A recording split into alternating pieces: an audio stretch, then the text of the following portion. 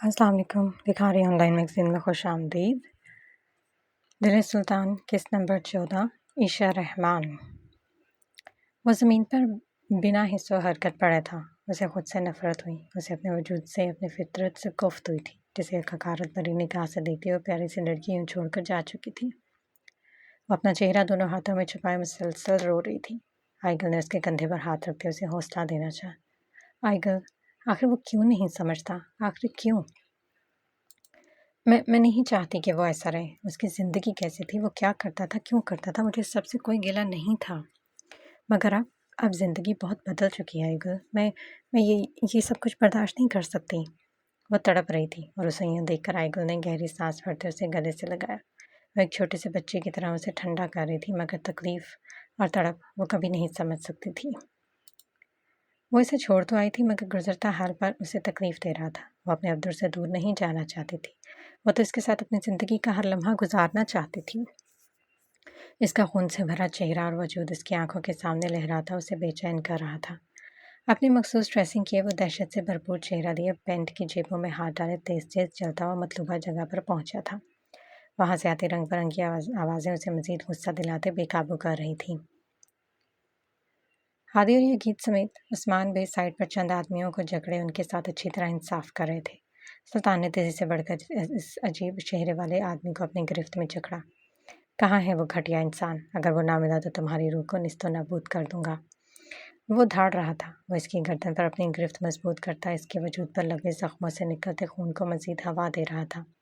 इस आदमी के वजूद का कोई एक हिस्सा भी जख्मों से खाली नहीं था। इसका अजीब सा चेहरा सुल्तान बुरी तरह से बिगाड़ चुका था।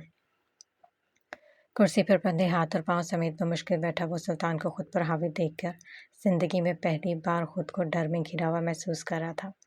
मुकाबिल शख्स इंसान नहीं, एक बेरहम जानवर मालूम हो रहा था।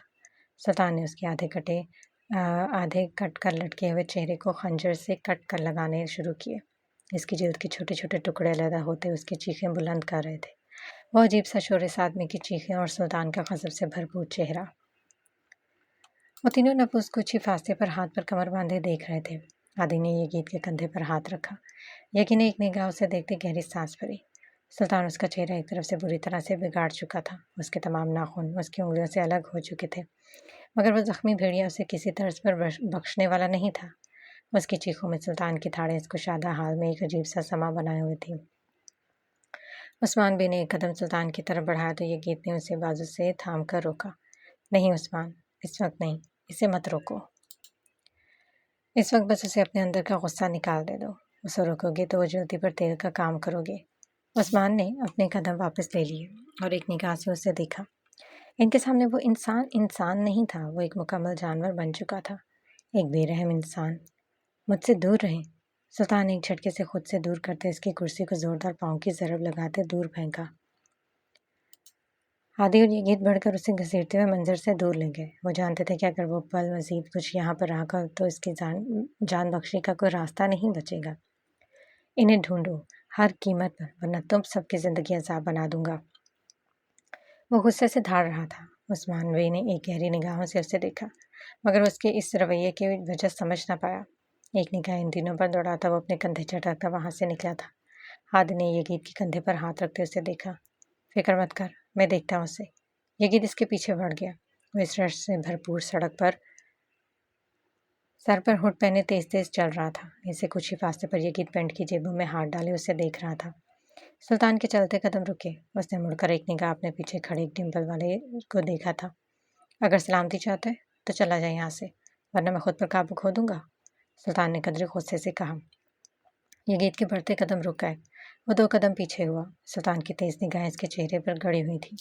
वो जान गया था कि अगर इस वक्त उसे अकेला छोड़ देना ही बेहतर है। ये गीत अपने कदम मोड़ता भीड़ में कहीं गायब हुआ, मगर सुल्तान जानता था कि वो जाएगा नहीं। एक वही था जो इसका हर रवैया बर्दाश्त करते हुए भी उसे यूं कभी अकेला नहीं छोड़ता था। सुल्तान ने गहरी सांस भरी और अपने कंधे झटक कर दुरुस्त करता क्लब में दाखिल हुआ। अपने सामने लैपटॉप रखे हुए टच पैड पर तेज तेज उंगलियां जलाने में मसरूफ था। अचानक फ्लैट का दरवाज़ा धड़ाम से खुला। वो लंबा चौड़ा आदमी लड़खड़ाता हुआ अंदर दाखिल हुआ। यगीत ने अपनी गोद में रखा लैपटॉप एक तरफ किया और तेजी से सुल्तान के करीब आया। वो एक हाथ दरवाजे के हैंडल पर रखे, एक घुटना जमीन पर रखे सर झुकाए तेज तेज सांसें भर रहा था। यगीत ने झुककर उसके कंधों से थामकर सीधा किया। सुल्तान ने हैंडल से हाथ हटाते एकदम उसके कंधों से उसके हाथ झटके और वो तवाज़ुन बरकरार न रखता हुआ ज़मीन पर ओसा। हो गया फिर से शुरू। यगीत ने दोनों हाथ अपनी गर्दन पर रखते आ भरी। सुल्तान, तो ठीक है? वो झुककर उसे देख रहा था। वह एक बाजू आंखों पर रखे जोर जोर से सांस ले रहा था। यगी ने अपने कफ फोल्ड करते एक गहरी सांस भरी और एकदम से उसे बाजू से थामते उठाया। मुझसे दूर रह कमीना, वरना तेरी जान निकाल दूंगा, सुल्तान ने बुलंद आवाज में कहा। ये शौक भी पूरा कर लेना शहजादे, फिलहाल आजा जरा मेरी बाहों में। यकीन ने कहका लगाते उसे सहारा देते हुए मुश्किल उठाया था। कसम से पूरे का पूरा सांड है तू। कभी कभी लगता है तुझे उठा उठा कर एक तो मेरी कमर का कबाड़ा हो जाएगा और दूसरा मेरा ये खूबसूरत सा चेहरा तेरे हाथों बर्बाद हो जाएगा। वो इसका एक बाजू अपनी गर्दन के गिर्द धमाल करता कमरे तक बमुश्किल बेड पर गिरा चुका था। अब यही इसकी रोज़ की रूटीन थी। कभी 12 तो कभी 1 बजे के बाद वो घर आता, मगर इसी हालत में और यकीत को रोज़ उसकी गुस्से से भरपूर डांट सुनने के बावजूद हिम्मत बांधनी पड़ती और उसे उठाकर कमरे तक लाना पड़ता। कमीना, मेरे बेड पर यूं कब्जा करके बैठे जैसे जहेज में लाया हो। 2 हफ्ते हो गए मुझ बेचारे को मेरा बेड नसीब नहीं। ओह! वो दोनों हाथ अपने सर की पुष्ट पर रखे उसे बेड पर आड़ा टेढ़ा पड़ा देखकर बड़बड़ाया। यगीत ने बढ़कर इसके जूते उतारते उसे बेड पर दुरुस्त करते उसकी हुड उतारी, उस पर कम्फर्टर दुरुस्त करता उसके करीब बैठा। खुद पर काबू रख सुल्तान, ये सब रोज़ ठीक नहीं है और तू जो ड्रिंक इस्तेमाल करता है वो बहुत ज़्यादा ख़तरनाक है। खुदा न खास्ता अगर कोई बड़ा साइड इफ़ेक्ट, मैं मर जाना चाहता हूँ यगी। वो मदहोशी के आलम में बड़बड़ाया। यगीत ने हैरानी से उसे देखा। होश में आ सुल्तान, तू तो ऐसा नहीं कर सकता, तुझे तो फ़र्क नहीं पड़ता। सुल्तान है तू, अपनी पहचान मत भूल। यगीत ने सर्द आवाज़ में कहा। नफ़रत है मुझे अपनी इस पहचान से, नफ़रत है। इसकी आंखों में अपनी इस पहचान के लिए हकारत देख चुका हूँ मैं। मुझे खुद से अपनी इस पहचान से नफ़रत हो चुकी है यगी। वो चली गई मुझे छोड़कर।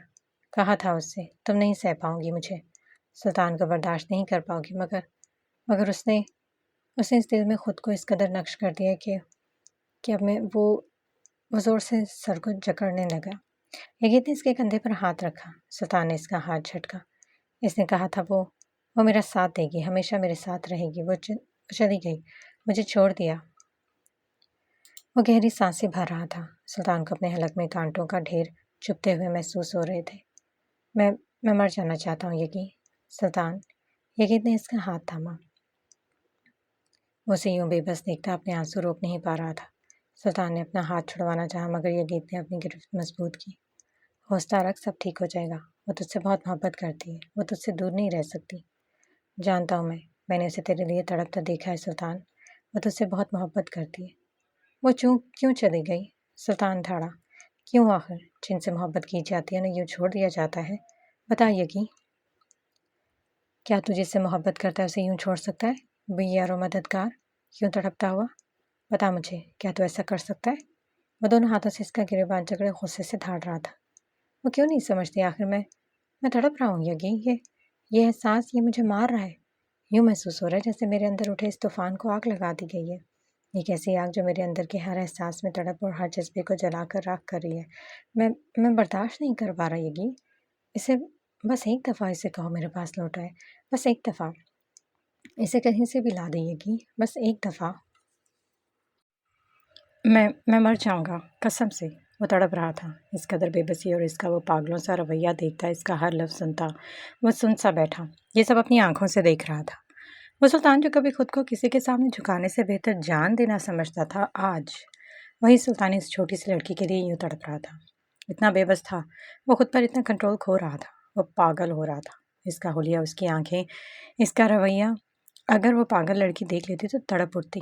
वो अपने अब्दुल को कभी इस हाल में नहीं देख पाती। यगीत उठकर उसके फासले पर हुआ हैरानी से उसे देख रहा था।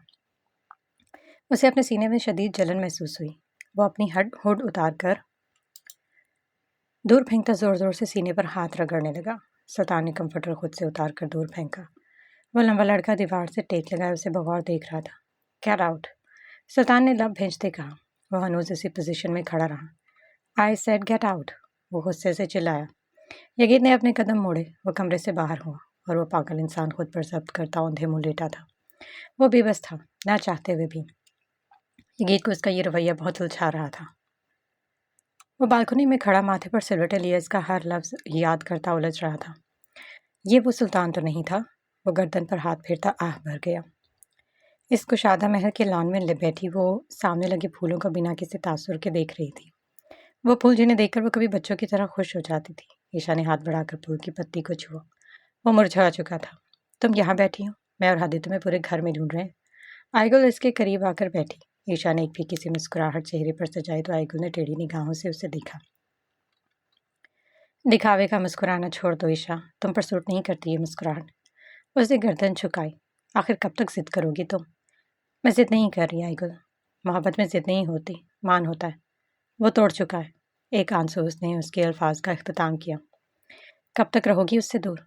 जानती हो ना इन्हें तुम्हारी ज़रूरत है। मैं नहीं जाना चाहती आइसोलेट से दूर, लेकिन वो वो एक नॉर्मल इंसान बन सकता है। इसमें एहसास है, मोहब्बत है, हर वो जज्बा है जो एक नॉर्मल इंसान में होता है। मगर मैं उस दिन ना आती तो उसे कभी ना बदल पाती। मैं मैं चाहती हूँ वो एक अच्छी और नॉर्मल ज़िंदगी गुजारे, इस तरह एक कातिल बनकर नहीं। चाहकर भी मैं बर्दाश्त नहीं कर पाती। जब वो घर आता है तो इसके वजूद पर इसके हाथों पर इंसानों की जान लिपटी होती है। वो जान जिसे लेने का हमें कोई हक नहीं। मुझे सुल्तान से डर लगता है आइगुल। वो इसके गले से लगी फूट फूट कर रोती। मैं उसे छोड़कर नहीं आना चाहती थी, कभी नहीं। मैं बहुत अजीयत में हूँ आइगुल, तुम नहीं समझ पाओगी। आइगुल ने उसके सर पर हाथ रखे थपका। सब ठीक हो जाएगा इंशाल्लाह। मुझे अल्लाह पाक पर पूरा भरोसा है ईशा। यकीनन वो सब ठीक कर देंगे। इनसे कुछ ही फासले पर खड़े रहीम शाह ने एक हसरत भरी निगाह इस छोटी सी लड़की को देखा। उसे अपने सुल्तान पर रश्क हुआ था। वो खुश हुआ था मगर वो उदास भी था। उसे अपने कंधे पर किसी का हाथ महसूस हुआ। रहीम शाह ने एक निगाह अपने बराबर में खड़े हादी पर दौड़ाई। सुल्तान की कोई खबर? हादी की मुस्कुराहट गहरी। इसकी खबर आपके सामने बैठी। इसकी खबर भी उससे अलग नहीं है। आका जान, दोनों ही पागल है। रहीम शाह ने आ भरी। सिद्धि है ये लड़की, मगर हमारा सुल्तान इससे भी ज़्यादा सिद्धि। जैसे उसे ठान दिया ना कि उसे लेकर जाएगा, सब भूल जाएगा वो। इसमें कोई शक नहीं आका जान। रब खैर करे। आमीन। हादी ने सीने पर हाथ रखते बुलंद आवाज में कहा। अपने सामने बेतरतीब से हुलिये में बैठे अपने काम में मसरूफ इस पागल आदमी को ठोड़ी पर हाथ रखे बगौर देख रहा था। सुल्तान ने एक निगाह स्क्रीन से हटाते एक तीखी निगाहों से उसे देखा। तुझसे एक काम कहा था। लेकिन इस बात में सर हिलाया। 10 लोग हैं वो, साइड पर ही मौजूद हैं। उस्मान बे ने एक एक को चुनकर पकड़ा है और वह सब के सब में सुर्ख पत्ते हैं हमारे लिए। मार दो इन्हें। सुल्तान ने स्क्रीन पर निगाहें जमाई कहा। यगीत ने हैरानी से उसे देखा।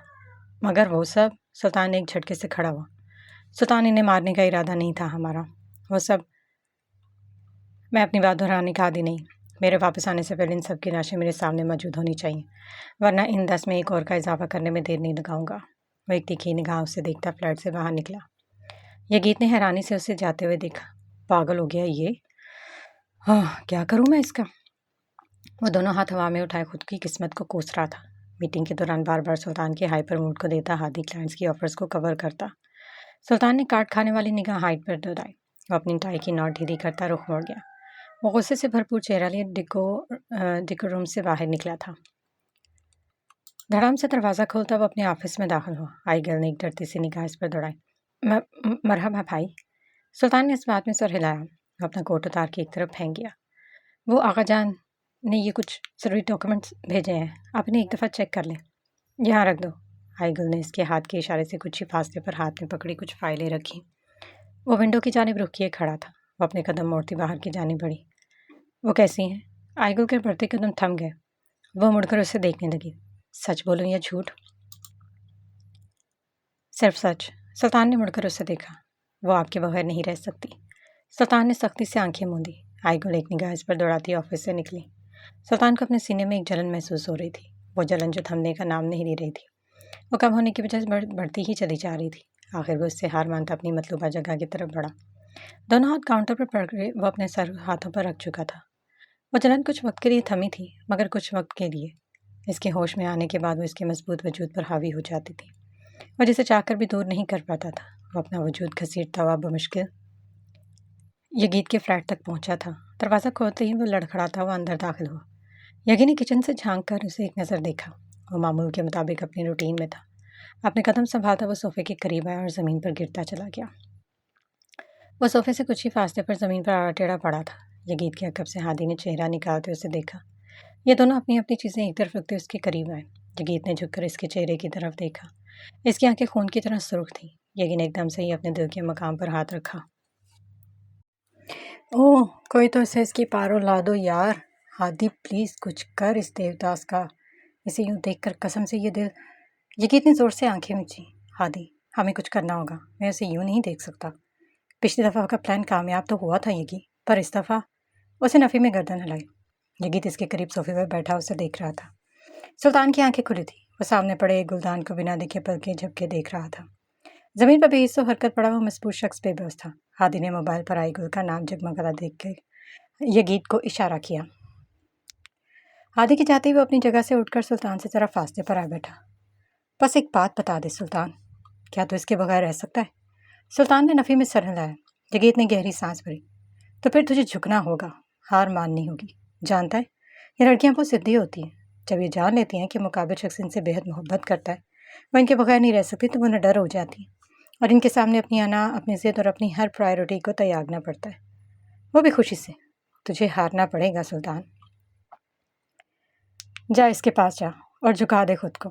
अगर तू मान चुका है कि तू इसके बगैर नहीं रह सकता, तो सब छोड़ और जा उसके पास। और जो भी बोलना सच बोलना, किसी भी किस्म का झूठ नहीं। और क्या वो मुझ पर यकीन करेगी? क्यों नहीं? जानता है ना इसे, वो तेरे लिए क्या क्या कर सकती है। तो बस फिर सब जाए भाड़ में। चल, शाबाश उठ। वो नहीं आएगी यगी। क्यों नहीं आएगी? तो हिम्मत तो कर। तेरे लिए कुछ भी मुश्किल नहीं सुल्तान। क्या भूल रहा है तू? सुल्तान ने ज़ोर से आंखें मीची। मैं कैसे उसके सामने? यगीत ने उसका चेहरा थाम कर मुकाबल किया। कुछ मत सोच सुल्तान, बस ये सोच कि तू इसके बगैर नहीं रह सकता और वो तेरे।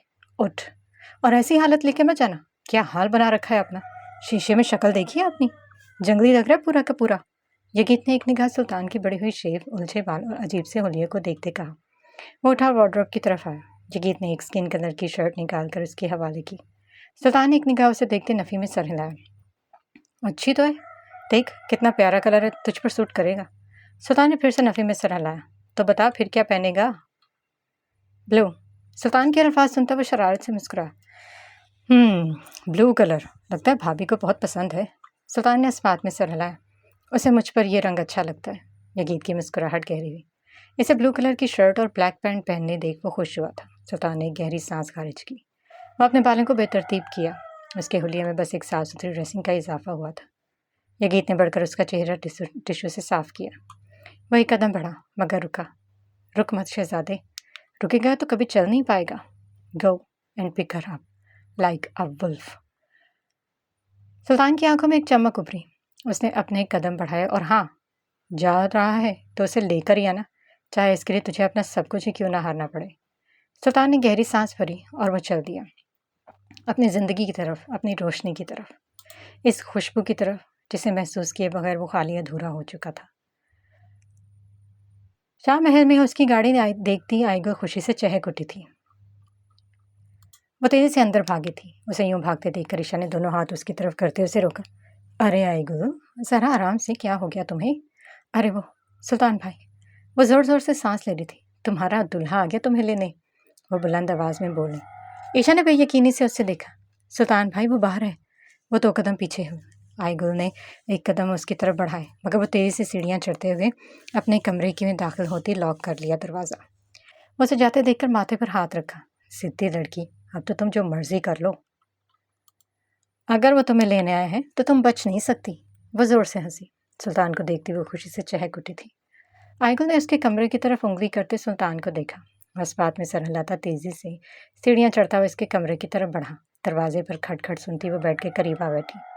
वो खटखट धीरे धीरे बढ़ती जा रही थी। दरवाज़ा खोलो ईशा, उसकी आवाज़ सुनती वो पागल सी लड़की खुद पर काबू खो चुकी थी। मैंने कहा दरवाज़ा खोलो, सुल्तान ने बुलंद आवाज़ में कहा। वो सहम कर बेड के कोने से जा लगी। सुल्तान की बुलंद आवाज़ सुनते हादी और रहीम शाह ड्राइंग रूम से बाहर आ निकले। I said open the dam door. वो गुस्से से एक जोरदार हाथ दरवाजे पर जड़ गया। चले जाएं यहाँ से, मुझे आपसे कोई बात नहीं करनी, वो चिल्लाई। सुल्तान ने दरवाजे से पेशानी टिकाते जोर से आंखें मीची।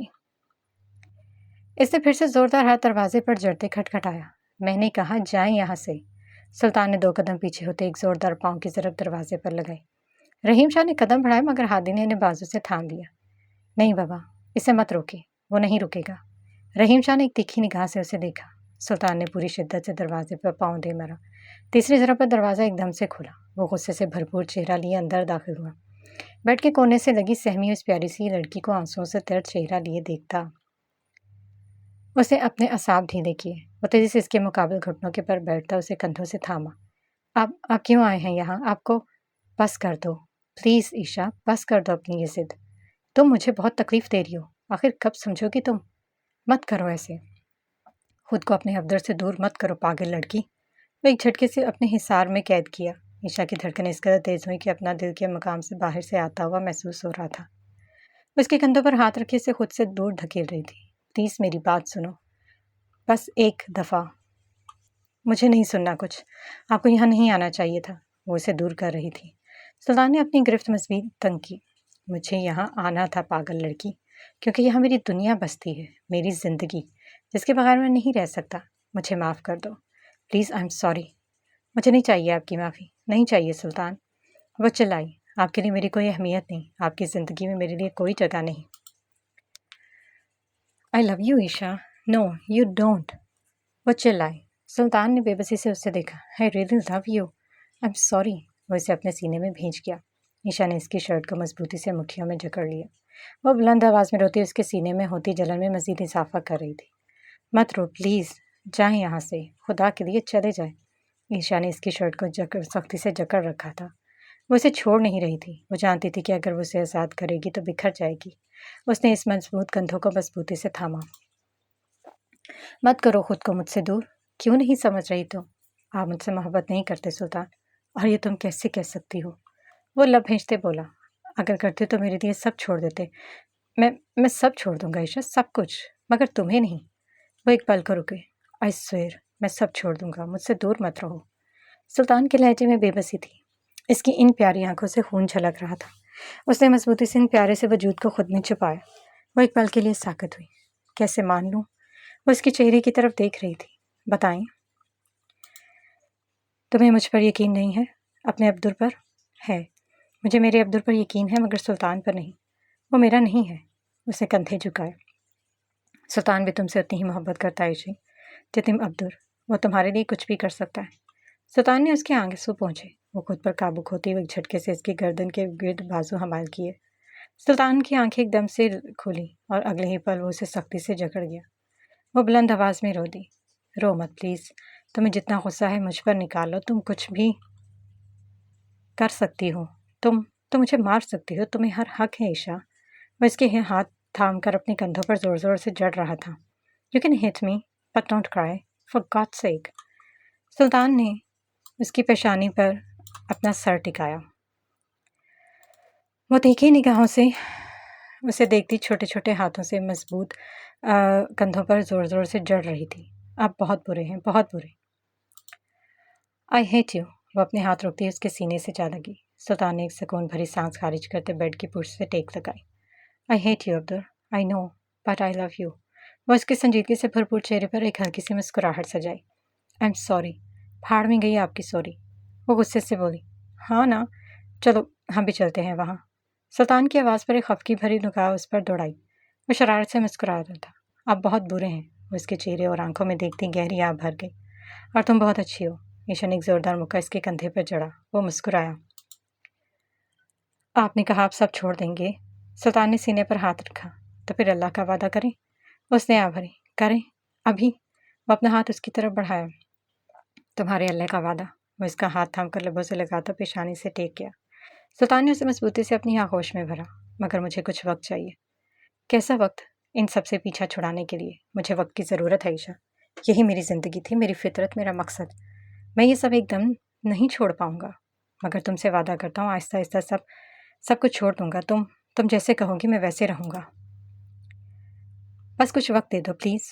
वो अपना हिसार तंग करता इसके कंधे पर सर रखा। वो खामोश थी। ईशा ने इसके सीने पर हाथ रखते इससे फासले पर होते इसकी आंखों में देखा। इन प्यारी आंखों में सुर्ख लाली, उसके बिखरे बाल और रफ्सा हुलिया देखते एक आंसू उसकी रुखसार पर बह निकला, जिसे इस पागल शख्स ने झुककर चुन लिया। वो आंखें मूंदती गहरी सांस भरी। बस कुछ वक्त दोगी ना? उसने प्यार से पूछा तो वो धीरे से इस बात में सर हिलाया। और वो खुद पर काबू खो चुका था, मगर फिर आपको सुल्तान ने झुककर इसकी बोलती को एक गहरा फुल स्टॉप लगाया। वो एकदम साकित हुई। इसकी प्यारी आंखें एकदम से बड़ी हुईं और अगले ही पल वो सख्ती से मीच गई। सुल्तान ने कमर से थामते उसे अपने करीब किया। वो इसकी शर्ट पर अपनी गिरफ्त मजबूत की। वो पागल आदमी अब वाकई पागल हो रहा था। मेरे ख्याल से हमें यहाँ से निकलना चाहिए। हादी की आवाज़ पर आयगुल की खुली आंखें और खुला मुंह एकदम बंद हुआ। अपने सामने का सीन वो दोनों आंखें और फुल मुंह खोले हैरत और परेशानी से देख रहे थे। हादी की आवाज़ पर आयगुल ने सीढ़ियों की तरफ दौड़ लगाई। हादी का कहकहा बुलंद हुआ। वो आंखों पर हाथ रखता उसके पीछे दौड़ा। सुल्तान ने एक शरीर से निगाह उसके सुर्ख होते रुखसारों पर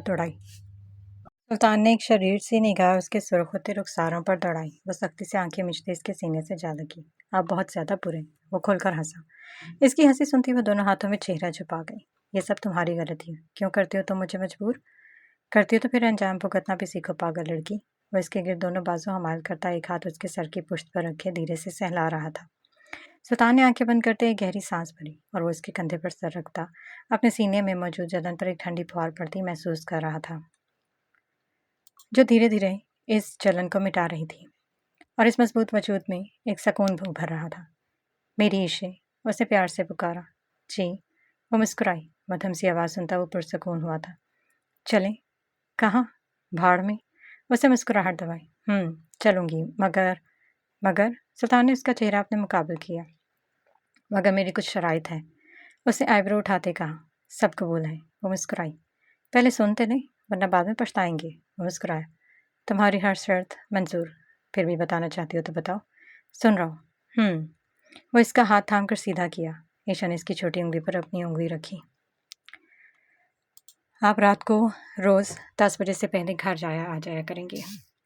9 बजे आ जाया करूँगा। वो मुस्कुराई। उसने अपनी उंगली उठाते इसकी रिंग फिंगर पर रखी। और आप मेरी हर कॉल उठाएंगे। मैं जब भी करूँगी तभी, हमेशा उठाऊँगा। अगर मर रहा हूँ तो पहली कॉल तुम्हारी उठाऊँगा, फिर बाद में मर जाऊँगा। वो उसके कंधे पर मुक्का चढ़ गई। Be serious? अरे आई एम डैम सीरियस। और कुछ? और आपको जब भी घर आने में देर हो जाए मुझे इत्तला करेंगे, हमेशा। जो हुक्म। वो सीने पर हाथ रखता बोला। और क्या था? वो सर खुजा रही थी। और इतना कुछ सोचा था मैंने और अब याद नहीं आ रहा। वो मुस्कुराया। चलो घर चलते हैं। तुम्हारी अपनी शराइत जब याद आएंगी तो एक लिस्ट बना लेना। मैं इसे फ्रेम करवा कर अपने सामने लगवा लूँगा ताकि भूलो नहीं। वो हंसी। सुल्तान ने अपने दिल पर हाथ रखा। I really miss this smile. वो इसे बिना के झपके देख रहा था। ईशा ने एक निगाह इसके होलिये पर दौड़ाई। ये क्या हाल बना रखा है आपने? वो उसकी बड़ी हुई दाढ़ी को छू रही थी। वही जो तुम्हारे बगैर बन सकता था। वो इसका हाथ थाम कर लबों से लगाया। वो इसके मुकाबले घुटनों के बल बैठती इसके बालों में उंगलियां चलाती उन्हें दुरुस्त कर रही थी। सुल्तान ने धीरे से आंखें बंद की। उसकी उंगलियां अपने बालों में महसूस करता वो पुरसकून हुआ। अच्छे लग रहे हैं। इसकी शर्ट का ऊपर वाला बटन बंद करती बोली। वो शरारत से मुस्कुराया। मुझे उलझाने के लिए ये पहन कर आए हैं ना, ताकि आप अच्छे लगे और मैं मान जाऊँ। वो मुस्कुराया। बड़ी जल्दी पकड़ लेती हो तेज़ लड़की। वो मुस्कुराई।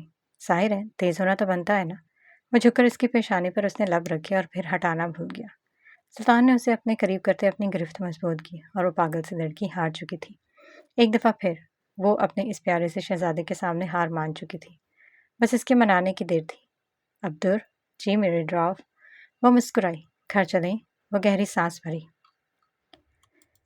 कब से तो कह रहा हूँ, पर तुम्हारी बातें ही ख़त्म नहीं होती। वो इसकी नाक पर टच करता मुस्कुराया। सुल्तान ने झुककर इसे बाहों में भरा। अरे क्या करें, वहाँ सब बाहर हैं, आगा जान भी। तो का क्या मतलब? नीचे उतारे मुझे, मैं चल लूँगी। नो।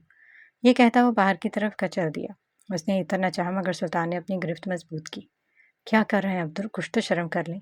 आगा जान देखेंगे तो क्या सोचेंगे? वो मुस्कुराया। यही कि एक शौहर अपनी प्यारी सी जिद्दी और रूठी हुई बीवी को मनाकर वापस लेकर जा रहा है। छोड़ो ही मुझे। कभी नहीं। वो इसे देखता सीढ़ियाँ उतर रहा था। उफ़, आप कितने ज़िद्दी हैं अब्दुल, उसने चिढ़कर कहा। इसमें कोई शक नहीं, आप खामोश हो जाओ। वरना वो रुककर उसके चेहरे के करीब हुआ। वरना वो पूरी आंखें खोले उसे देख रही थी। वरना फिर तुम्हारे ये टमाटर जैसे रुखसार देखकर मुझे बड़ा मज़ा आएगा। वो शरारत से मुस्कुराया तो ईशा ने अपना चेहरा इससे कुछ फासले पर किया। सुल्तान ने अपने कंधे की तरफ इशारा किया। वो अपने ज़िद्दी और निकम्मे शौहर को अच्छे से जानती थी।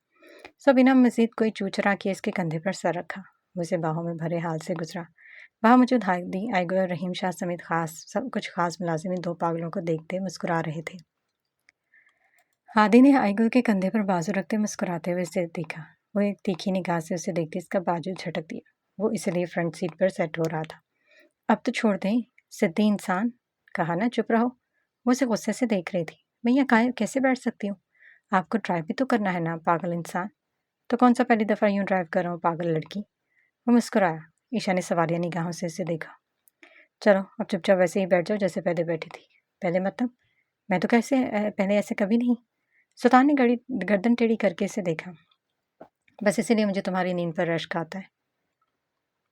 सोती हो तो दुनिया फरामोश कर देती हो। वो सवालिया निगाहों से उसे देख रही थी। सुल्तान ने उसके सर की पुश्त पर उंगली रखते उसका सर अपने सीने पर रखा। वो ड्राइविंग स्टार्ट कर चुका था, जबकि वो खामोशी से ये सोचने में मसरूफ थी कि वो ऐसे पहले कब आई थी, मगर नाकाम रही। वो अपने ही सर पर चपत लगा ली। आप बहुत बुरे हैं, जानता हूँ। तुम बहुत अच्छी हो। वो उसके सर पर बूसा देता पुरसकून हुआ। आज पूरे 2.5 हफ्तों के बाद वो अपने फ्लैट की तरफ जा रहा था। हाँ अब तो मुझे नीचे उतार दें। क्यों? ताकि तुम फिर से चली जाओ? ना भाई, अब रिस्क नहीं दूंगा। अब क्यों जाओगी भला? अब तो हमारी डील हो गई ना।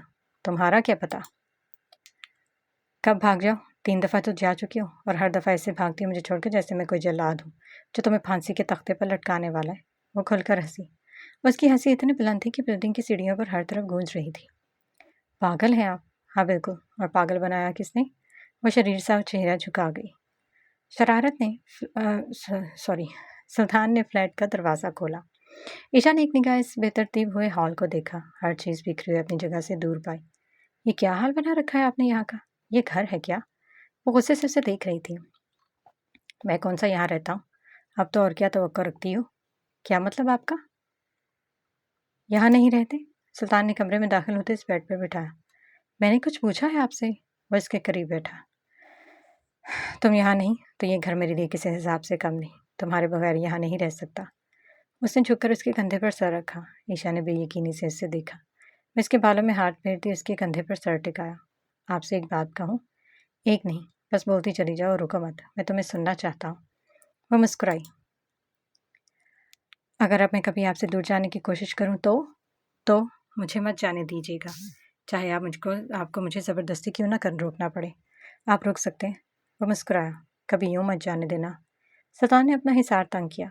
कभी नहीं जाने दूंगा। तुम्हें कहीं छुपा लूँगा, खुद में कहीं दूर, इतना दूर कि तुम कभी वहाँ से निकल नहीं पाओगी। वो अपनी गिरफ्त मज़ीद तंग कर रहा था। आप जानते हैं क्या, आप एक निकम्मे शौहर हैं। वो मुस्कुराया। वो कैसे? और आपने मुझे याद भी नहीं किया होगा ना। आपके पास तो इतने काम हैं, इनसे फुर्सत ही नहीं मिली होगी ना, इसलिए इतने दिन लगा दिए। पता है कितना इंतज़ार कर रही थी मैं, और आपको फुर्सत नहीं। वो इसके सामने हुआ। हाँ, तुम्हें कब याद किया मैंने?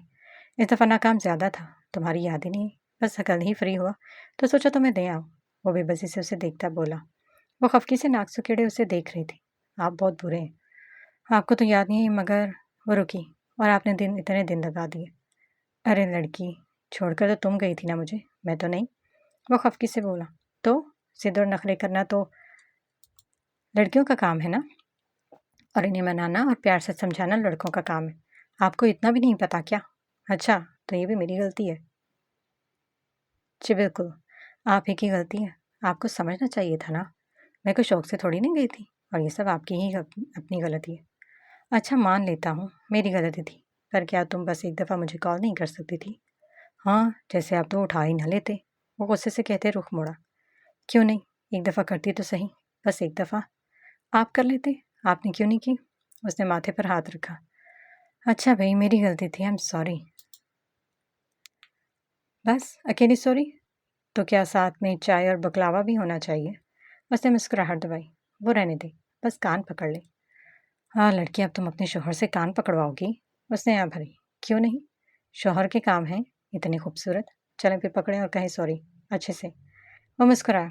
सोच लो, फिर बाद में मेरी मर्ज़ी चलेगी। तो वो तो बात की बात है ना। फ़िलहाल तो ईशा ने इसके कानों की तरफ इशारा किया। सुल्तान ने एक हाथ से कान की लो को छुआ। और ये वाला मैं पकड़ूं क्या? वो दूसरे की तरफ इशारा कर रही थी। वो पागल आदमी इस प्यारी सी लड़की के सामने दोनों कान पकड़े बैठा मोहब्बत से इसे देख रहा खुश हो रहा था। आई एम सॉरी मेरी प्यारी बीवी। वो दोनों हाथ आपस में बांधे। अब कुछ ठीक है। इसकी बात के इख्तिताम पर सुल्तान ने इस पर धावा बोल दिया। वो इसकी मजबूत गिरफ्त से निकलने की कोशिश करती हुई हंसती हुई ज़ोर से चिल्लाई। पागल हैं आप, क्या कर रहे हैं? वो हंस रहा था। इन दोनों की हंसी इस दौरान वीरान फ्लैट में गूंजती हुई पुरसकून फिजा उभा रही थी। आखिर वो थक कर उसके कुशादा सीने से जा लगी। मैंने बहुत इंतज़ार किया आपका अब्दुल, हर दिन। मैं आपके बगैर नहीं रह सकती। वो अटक बोलती एक पल को रुकी। सुल्तान ने थोड़ी सी थाम कर इसका चेहरा अपने मुकाबल किया। इतनी मोहब्बत करती हो वो मुझसे? वो इसकी आंखों में देख रहा था। आपसे किसने कहा कि मैं आपसे मोहब्बत करती हूँ? वो मुस्कुराया। कुछ ज़्यादा ही खुशफहम नहीं हो गया आप? अच्छा, तो फिर क्यों नहीं रह सकती मेरे बगैर? वो ठोड़ी पर हाथ रखे बोला। वो तो अब मुझे आपकी आदत जो हो गई है, इसलिए अब। वो अपने हाथों को आपस में उलझा रही थी। मोहब्बत तो तुम करती हो। नहीं तो? आपसे किसने कहा? तुमने खुद। हाँ, मैंने कब कहा भला? झूठे कहीं के। वो हंसा। मैं झूठ नहीं बोलता, कम से कम तुमसे तो नहीं। मैंने आपसे कब कहा ऐसे? मुझसे नहीं कहा, किसी और से कहा था। मैंने अपने इन कानों से सुना था। वो सवालिया निगाहों से उसे देख रही थी। किसे कहा था मैंने, ज़रा बताना पसंद करेंगे? सुल्तान ने उसे करीब करते इसके बाद चेहरे से हटाए। किसी किसी से कह रही थी तुम कि तुम अपने अब्दुल से बहुत मोहब्बत करती हो और तुम्हें बस वही चाहिए। वह ब्राउन आंखें एक पल को गड़बड़ाई। वो खुशी से उसे देख रही थी। आपके कान बज रहे होंगे, मैंने ऐसा कभी नहीं सोचा। वो इसके हिसार से निकली। सुल्तान ने एक तीखी निगाह से उसे देखा। वो रुकी। सुल्तान ने उसे वापस आने का इशारा किया। वो उंगलियां मरोड़ती वापस उसी जगह पर आई। पानी पीने जा रही थी। वो मुस्कुराया। मैं ला देता हूँ। वो उठकर कमरे से बाहर हुआ। कुछ पल बाद वो पानी का जग पकड़े ग्लास उसकी तरफ बढ़ाया। ईशा ने बगौर इसकी आंखों की तरफ देखा। वो बालकनी में इसके करीब बैठी उसकी प्यारी आंखों को सुर्ख होता देख रही थी। मेरी आंखों का ख्याल नहीं रखते ना? सुल्तान ने एक निगाह उसे देखा। क्यों जाती हो इनसे दूर? जानती हो ना इसकी बिनाई तुम हो। तुम रूबरू नहीं हो तो ये अंधी हो जाती है। फिर मैं देख नहीं पाता। फिर इन्हें तकलीफ होती है। वो खुद पर काबू खोती इसकी लबों पर आंखों पर लब रख गई। सुल्तान की मुस्कुराहट गहरी हुई। उसने मजबूती से उसे थाम लिया। उसकी पेशानी पर लब रखती झुककर इसके सीने पर लब रखी। सुल्तान ने सख्ती से मुठियां भींची। अब लड़की क्या जान निकालोगी? वो आंखें मुदे अपनी गर्दन को एक साइड पे किया। वो इसे एक पल का भी मौका दिए बगैर इसके हिसार में छुप गई थी। वो खुलकर हंसा। उसकी हंसी एक पल में मथम पड़ी। सुल्तान ने गहरी सांस भरी। उसने शर्ट के ऊपर के 2 बटन खोलते इसका हाथ थाम कर अपने सीने पर रखा। वो उसे देखती उलझती। क्या हुआ? आप ठीक हैं? हाँ, ये जलन। सुल्तान के उसके हाथ पे अपनी गिरफ्त मजबूत करके उसकी पेशानी से टिकाया। ये आखिर क्यों होती है अब्दुल? क्या आपने एक दफ़ा भी चेक नहीं करवाया? इसकी ज़रूरत नहीं, बस तुम यहाँ रहो। वो उसे गले लगाया। बहुत ज़िद्दी हैं आप। संभाल लो मुझे। तुम संभाल सकती हो बस। न जाने कितनी देर वो उसे खुद में छुपाए उससे छोटी छोटी बातें सुनता पुरसकून हुआ था। इस जलन को वो अपने अंदर ही कहीं छुपा गई थी। वो मजबूर शख्स न जाने कितने ही दिनों बाद पुरसकून हुआ था। कितने ही दिनों बाद वह महसूस कर रहा था। इसका वजूद इसमें ताकत भर रहा था। इसकी खुशबू इसके वजूद में ढेरों फूल खिलाती थी। वह इसके बालों में उंगलियां फेरता मुस्कुराता हुआ इसके चेहरे की तरफ बगौर देख रहा था, जो अपने हाथों से स्टाइल बदलती अपनी ना खत्म होने वाली बातों में मसरूफ थी। सुल्तान ने उसके बाल थाम कर इन पर मोहब्बत भरा बूसा दिया। वह इन्हें चेहरे के करीब करता गहरी सांस भरी। सुल्तान ने उसका हाथ थाम कर अपने कंधे पर रखा। वो इसके सीने पर सर रखती आंखें मूंद गई। अब तो एक नादान सी छोटी सी लड़की जो बस मोहब्बत के बदले मोहब्बत और एक पुरसकून जिंदगी चाहती थी, जो नाराज तो होती थी मगर दिल से नहीं। वो पागल सी इस मजबूत और कठोर शख्स से बेहद मोहब्बत करने लगी थी। इतनी मोहब्बत कि उसके हर रवैये को अपना लेती थी। वो उसे खुद में नक्श कर चुकी थी। वो मान जाती थी क्योंकि मोहब्बत में नाराज़गी अहमियत नाराज़गी की थी। महबूब का मोहब्बत से मनाना अहमियत रखता है, और जब वो अपनी प्यार से मनाता था तो वो पागल लड़की सब भुला देती थी। वो बस उसकी हो जाती थी क्योंकि वो इससे अपना दिल जोड़ चुकी थी, और जिनसे दिल जुड़ जाए फिर दिल उसके बगैर लगता कहाँ है, वो सो चुकी थी। सुल्तान ने एक निगाह चुपकर उस पर दौड़ाई। उसे बाहों में उठाकर बेड पर लिटाया। मुड़ा मगर रुका। सुल्तान ने मुड़कर उसे देखा और वो एक कदम न बढ़ा सकता। वो कंधे झुकाता अपना कोट उतार कर वापस रखता नफ़ी में गर्दन हलाई। सुल्तान ने उसके करीब लेटते इस प्यारे से वजूद को अपनी मजबूत आगोश में भरा। वो अपना मोबाइल ऑफ कर चुका था। वो कहीं नहीं जाना चाहता था। वो बस सुकून चाहता था जो इसकी आगोश में ही था। वो अपनी पसंदीदा पर जगह पर चेहरा छुपाता गहरी सांस भरा। तो मेरा सुकून हो। वो धीरे से सरगोशी करता इसके चेहरे पर एक शरीर से मुस्कुराहट छोड़ गया। गहरी ही नींद में उसे अपने रुखसार पर एक हल्की सी चुभन महसूस हो रही थी। वो चुभन धीरे धीरे इसके रुखसारों से होती, कभी उसकी आंखों के करीब आती तो कभी इसकी पेशानी पर फिर लबों से जा टकराती। आखिर इसकी आंखें खुली थी और उसने इस पागल आदमी को खुद पर झुके देखकर पूरी आंखें खोली। वह उसे टुकर टुकर देख रही थी। उसे शर्टलेस देखती हुई धीरे से आंखें वापस मूंद गई। Good morning. वह मुस्कुराई। सुबह खैर। वो आंखें बंद किए बोली। वो मुकम्मल इस पर झुका था। वह उसके सीने पर हाथ रखे उसे कुछ फासले पर किए। आंखें बंद किए फिर से उसकी दाढ़ी की चुभन अपने दाएं रुखसार पर महसूस हुई। वो चुभन बहुत पुरमसूरत थी और उसे अच्छी भी लग रही थी। ईशा ने धीरे से आंखें खोलते उसे देखा। इसका चेहरा इसके बेहद करीब था, इतना करीब कि उसकी इसकी दहकती सांसें अपने रुखसारों पर महसूस हो रही थी और वह नाजुक से रुखसार कुछ ही पदों में गुलाबी हुए, जिन्हें देखता वो शरारत से मुस्कुराया। सुल्तान ने झुककर इन्हें छुआ। वो गर्दन झुकाती इसे रोकी। आपको जाना नहीं? कहाँ? ऑफिस और कहाँ? भाड़ में गया ऑफिस। उससे मुस्कुराहट दबाई। वैसे आपने बड़े ही निकम्मे बॉस हैं। आपके एम्प्लॉयज़ भी खूब मज़े करते होंगे। बॉस जो इतना कामचोर है। वो मुस्कुराया। मेरे एम्प्लॉयज़ की इतनी ज़रूरत नहीं कि वो अपने काम में इतनी सी भी कोताही कर सके। हाँ हाँ, इसीलिए आपके मज़े हैं। सुल्तान ने इस बात में सर हिलाया। अच्छा, तो अगर आपको नहीं जाना तो फिर मेरी हेल्प करवाएं। किस काम में? वो उसके रुखसार पर पेशानी टिकाई। इस चिड़ियाघर को इंसानों का घर बनाने में। वो मुस्कुराया। क्यों नहीं, चलो इस प्यारे से घर में साथ मिलकर रोशनी बिखेरते हैं। तुम्हारी रोशनी, तुम्हारी खुशबू और इस बेजान घर में जान डालते हैं। वो मुझसे मुस्कुराते हुए सरस बात में हिला। अब हटे भी, वो उसे धकेल रही थी। वो नफे में गर्दन हिलाता झुककर इसके सीने पर सर रखा। इस प्यारी सी लड़की की धड़कनें एकदम से ही तेज हुई। वो आंखें मूंदती सुकून महसूस कर रही थी। वो सुकून जिसके बगैर इसका जिंदा रहना नामुमकिन था। वो खुद को उससे दूर धकेल कर बहुत अजियत सह चुकी थी और अब वो हार मान चुकी थी। वो जान चुकी थी कि चाहे जो भी हो जाए, वो पागल इंसान चाहे कुछ भी कर ले, मगर वो इससे दूर नहीं रह सकती। और अब वो अहद कर चुकी थी, चाहे कुछ भी हो जाए, वो इससे नाराज़ होगी, लड़ेगी, झगड़ेगी, मगर उससे दूर नहीं जाएगी। वो इसके सर की पुष्ट पर हाथ रखे सहला रही थी। कुछ पल ही उसे सीने पर एक भारी बोझ सा महसूस हो रहा था। वो बमुश्किल सांस ले पा रही थी। वो पागल आदमी अपना पूरा वजन उस नाजुक से वजूद पर डाले बड़े आराम से लेटा था। अब अब्दुल, अब उठ भी जाए ना। वो उसके कंधे पर हाथ रखे उसे हिला रही थी। तुम्हें आखिर मसला क्या है मेरे यहाँ रहने पर? उसने चिढ़कर कहा। जानती हूँ कितना तड़पा हूँ इस सुकून के लिए, हर दिन हर लम्हा। उसने अपना हिसार तंग किया। वो कुछ पल बिना सांस लिए साकत से और कुछ कह रहे थे। मुझे याद नहीं किया। वो बुलंद आवाज में बोली। काश मैं तुम्हें देख पाता, अपना ये दिखा पाता, अपना यह दिल निकाल कर। काश मैं वो एहसास बयान कर पाता। काश कि तुम देख पाती मेरे अंदर इस बेलगाम इश्क को। काश तुम समझ पाती तो कभी मुझे छोड़कर ना जाती। वो खामोश हुई। आप बातें भूलने भी लगे अब? तुमसे किसने कहा? तुम्हारी बात नहीं भूल सकता। वो उसकी गर्दन में चेहरा छुपाया। अच्छा, फिर ये कैसे भूल गया? क्या? कहा था मैंने आपसे, मेरा वजूद तो आपसे दूर हो सकता है, मगर मैं इस पागल दिल और इस रूप में हमेशा मौजूद रहूंगी। ईशा आपसे कभी जुदा नहीं हो सकती अब्दुल, कभी नहीं।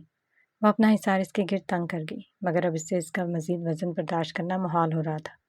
वो जोर जोर से सांसें ले रही थी। मैं कभी तुम्हारी कोई बात नहीं भूल सकता ईशा। जिंदा हूँ बस इसीलिए कि तुम यहाँ बसती हो। वो अपने दिल पर हाथ रखता बोला। जिस दिन तुम यहाँ ना होगी, उस दिन मेरी ये सांसें मेरे जिस्म से जुदा हो जाएंगी। मेरी रूह मेरे वजूद का साथ छोड़ देगी। वो धीरे धीरे एक मजबूत आवाज़ इसके कान के करीब सरगोशी कर रहा था। ईशा को इसके वजूद पर एक गहरी सनसनाहट महसूस हुई। एक अजीब सी खुशी और हसरत की लहर इसके वजूद पर दौड़ गई और वो झुरझुरी लेकर रह गई। आप पागल हैं अब्दुल। बहुत ज़्यादा, तुम्हारे लिए। वो मुस्कुराई, मगर अब वो मजीद बर्दाश्त नहीं कर सकती थी। वो इसके कंधों पर जोर जोर से हाथ जड़ने लगी।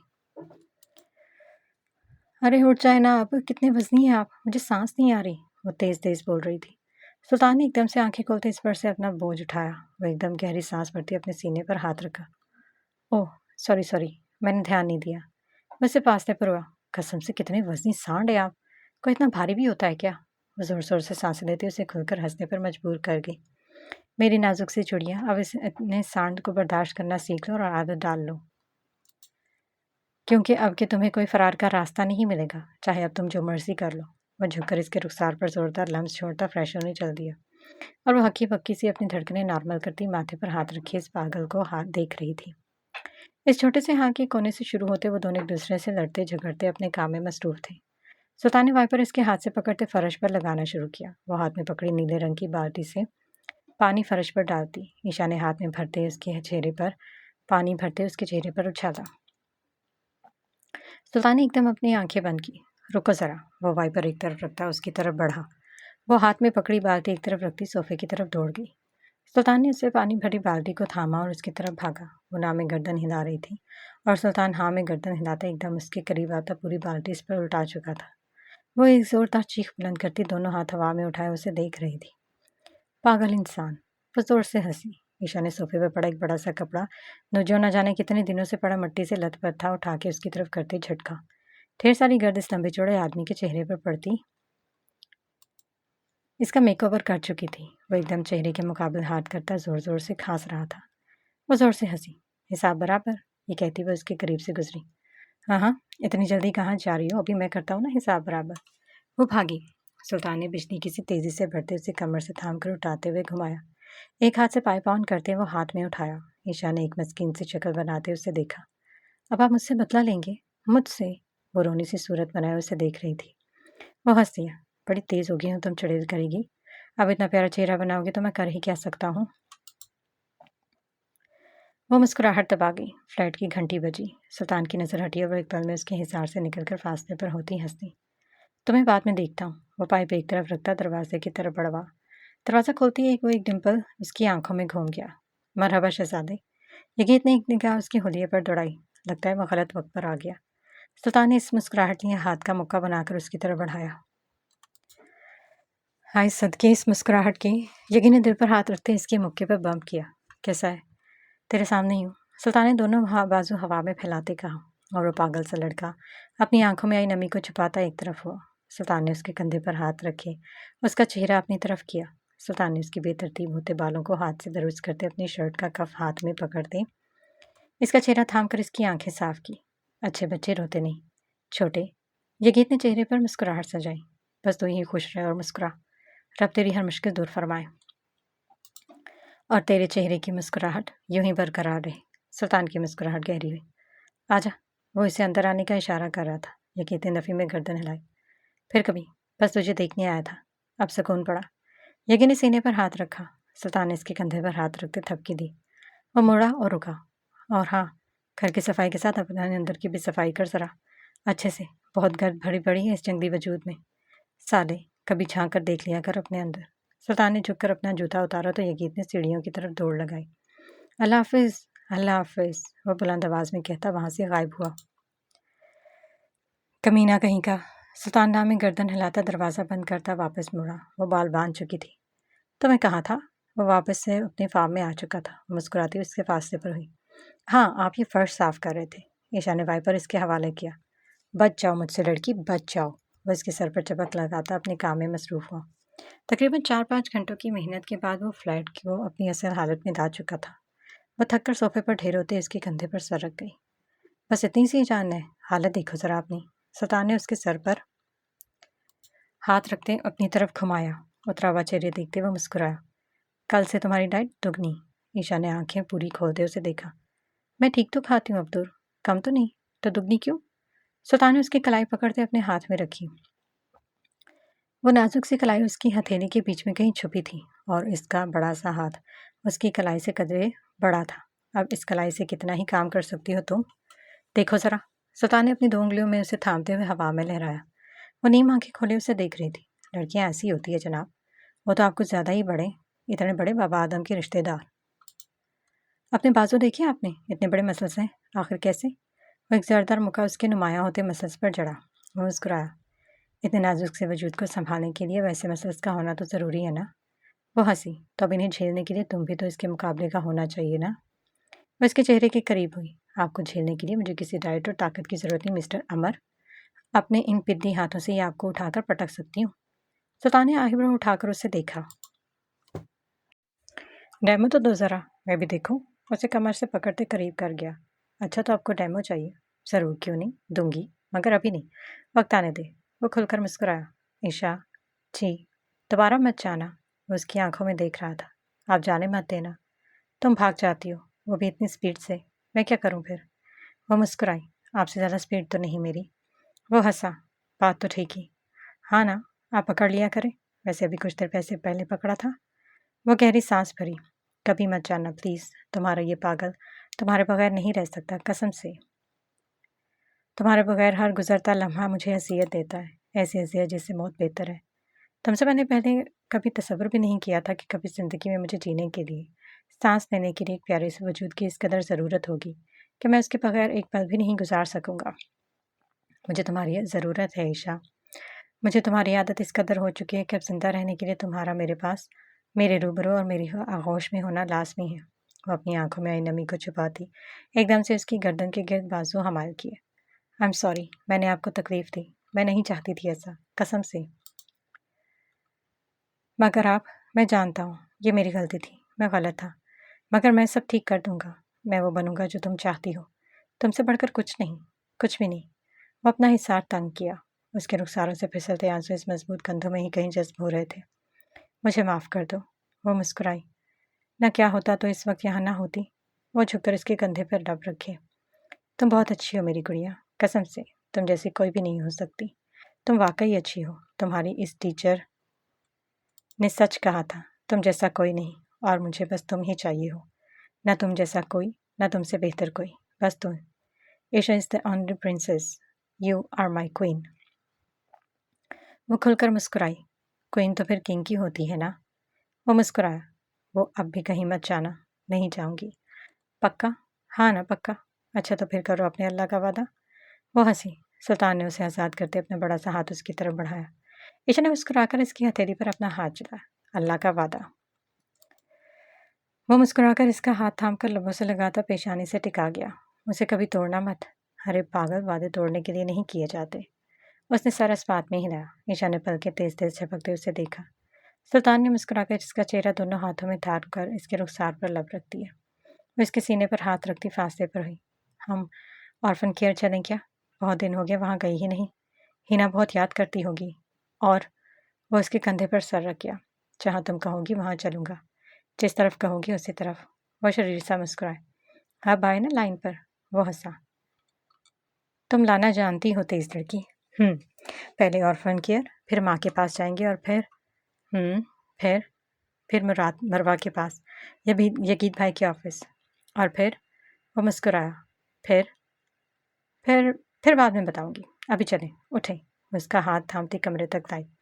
वो वार्डरोब खोले खड़ी थी। वो स्किन कलर की फॉर्मल शर्ट निकालकर उसे थमाया। सफ़ेद पैंट पहने वो फ्रेश होता मिरर के सामने आ खड़ा हुआ। सुल्तान ने एक निगाह अपने होलिये पर दौड़ाई। वो कदरे बदल चुका था। वो कुछ पल खुद को यूं ही देखता रहा। बढ़ी हुई दाढ़ी, बेतरतीब हुए बाल, आंखों में चमक। वो बिलाशुबह हैंडसम लग रहा था। स्किन कलर की पैरों को छूती फ्रॉक पहने हुए इसी रंग का स्वेटर बेड से उठाती अपने गिट फैला रही थी। सुल्तान ने एक भरपूर निगाह से उसे देखा। वो अपने ड्रेस के रंग जैसी ही लग रही थी। वो उसे कंधों से थामकर अपने सामने करता ब्रश थामे इसके बालों को थामा। वो खामोशी से मुस्कुराती हुई आईने में उसे अपना काम करते देख रही थी।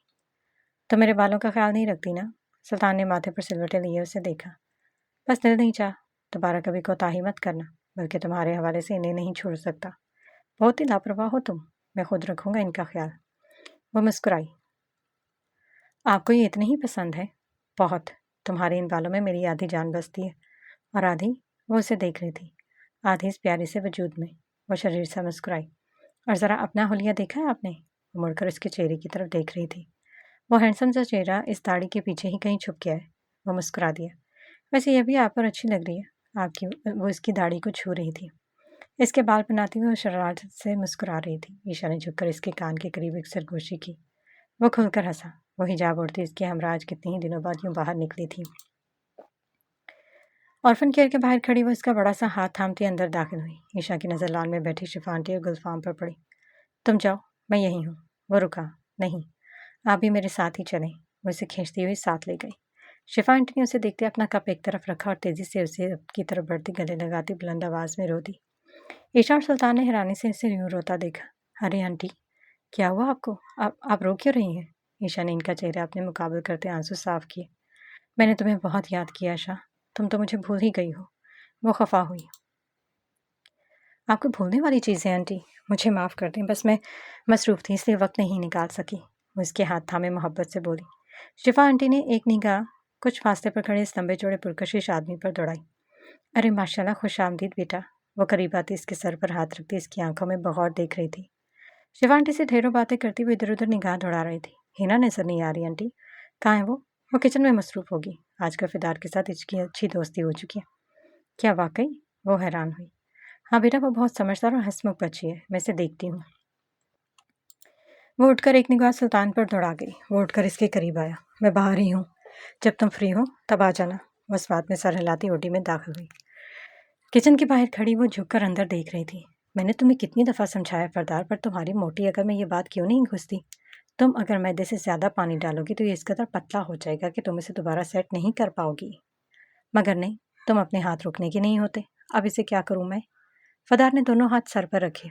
आह यार हिना, ये कुकिंग करना और इसकी हर रेसिपी को याद करना, बस इसी काम में कच्ची हूं मैं। हिना की मुस्कुराहट गहरी हुई।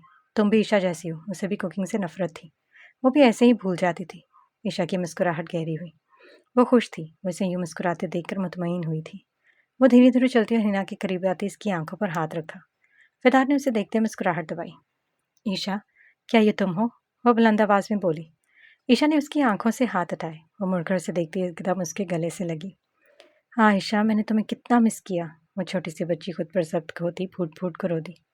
अरे, अब तुम भी रोगी? अब शिफा आंटी को मैं मुश्किल चुप करवा कर आई हूँ। सच में मैंने तुम्हें बहुत याद किया। तुम कितने दिनों बाद आती हो, जल्दी क्यों नहीं आती?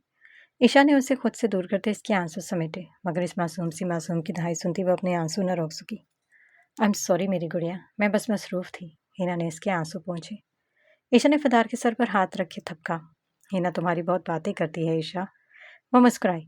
हिना और फिदार के संग अपने कमरे में बैठी हुई पूरे कमरे को देख रही थी, जहाँ उसने अपनी जिंदगी के 19 साल गुजारे थे। सब कुछ वैसे का वैसा था, बस वो अब यहाँ नहीं थी। वो न जाने क्यों आज खुद पर जब्त नहीं कर पा रही थी। हिना ने इसके हाथ थामते इसके आंसू पूछे।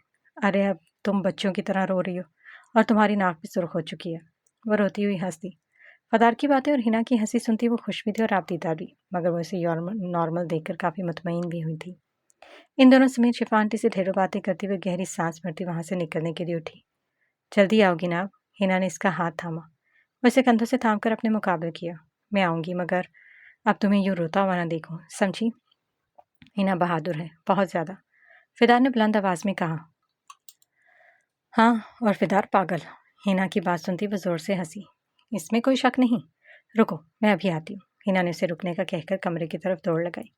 फदार ईशा के चेहरे की तरफ देखती मुस्कुरा रही थी। बहुत शुक्रिया फदार। वो किस लिए? वो अपना चश्मा दुरुस्त करती बोली, हिना को दोबारा से नॉर्मल करने के लिए। वो एक बहुत हंसमुख बच्ची है, मगर वो बहुत कुछ सह चुकी है। वो बहुत कमज़ोर पड़ गई थी। उसे ज़रूरत है एक मजबूत सहारे की, और तुमने उसे वो दिया। तुम एक बहादुर लड़की हो, हमेशा उसका साथ देना। वो मुस्कुराई। जानती हो, हिना एक बहादुर लड़की है। वो सोचती बहुत है, और वो बहुत गहराई से सब सोचती और समझती है। मैं लकी हूँ कि मुझे इस जैसी दोस्त मिली। वो मेरी टक्कर की है, इसलिए मुझे बहुत पसंद है। ईशा की मुस्कुराहट गहरी हुई। वफादार के कंधे पर हाथ रखी मुस्कुराई। हिना ने हाथ में पकड़ी एक छोटी डायरी ईशा की तरफ बढ़ाई। ये तुम्हारे लिए। आह, बहुत शुक्रिया हिना। इसकी ज़रूरत नहीं, बस इसे पढ़ना, मैंने तुम्हारे लिए लिखा है। ईशा ने उसे ज़ोर से गले लगाया। वो उससे अपने आंसू ना रोक सकी। चलती हूँ, और अब तुम स्ट्रांग बनो, एक पहाड़ जैसी, जिससे टकराने वाला हर बुरा इंसान रेजा रेजा हो जाए। वो गहरी सांस भरती इस बात में सर हिलाया। वो दोनों ओटी के दरवाजे में खड़ी उसे जाता हुआ देख रही थी। तुम वाकई लकी हो हिना। ईशा बहुत अच्छी लड़की है।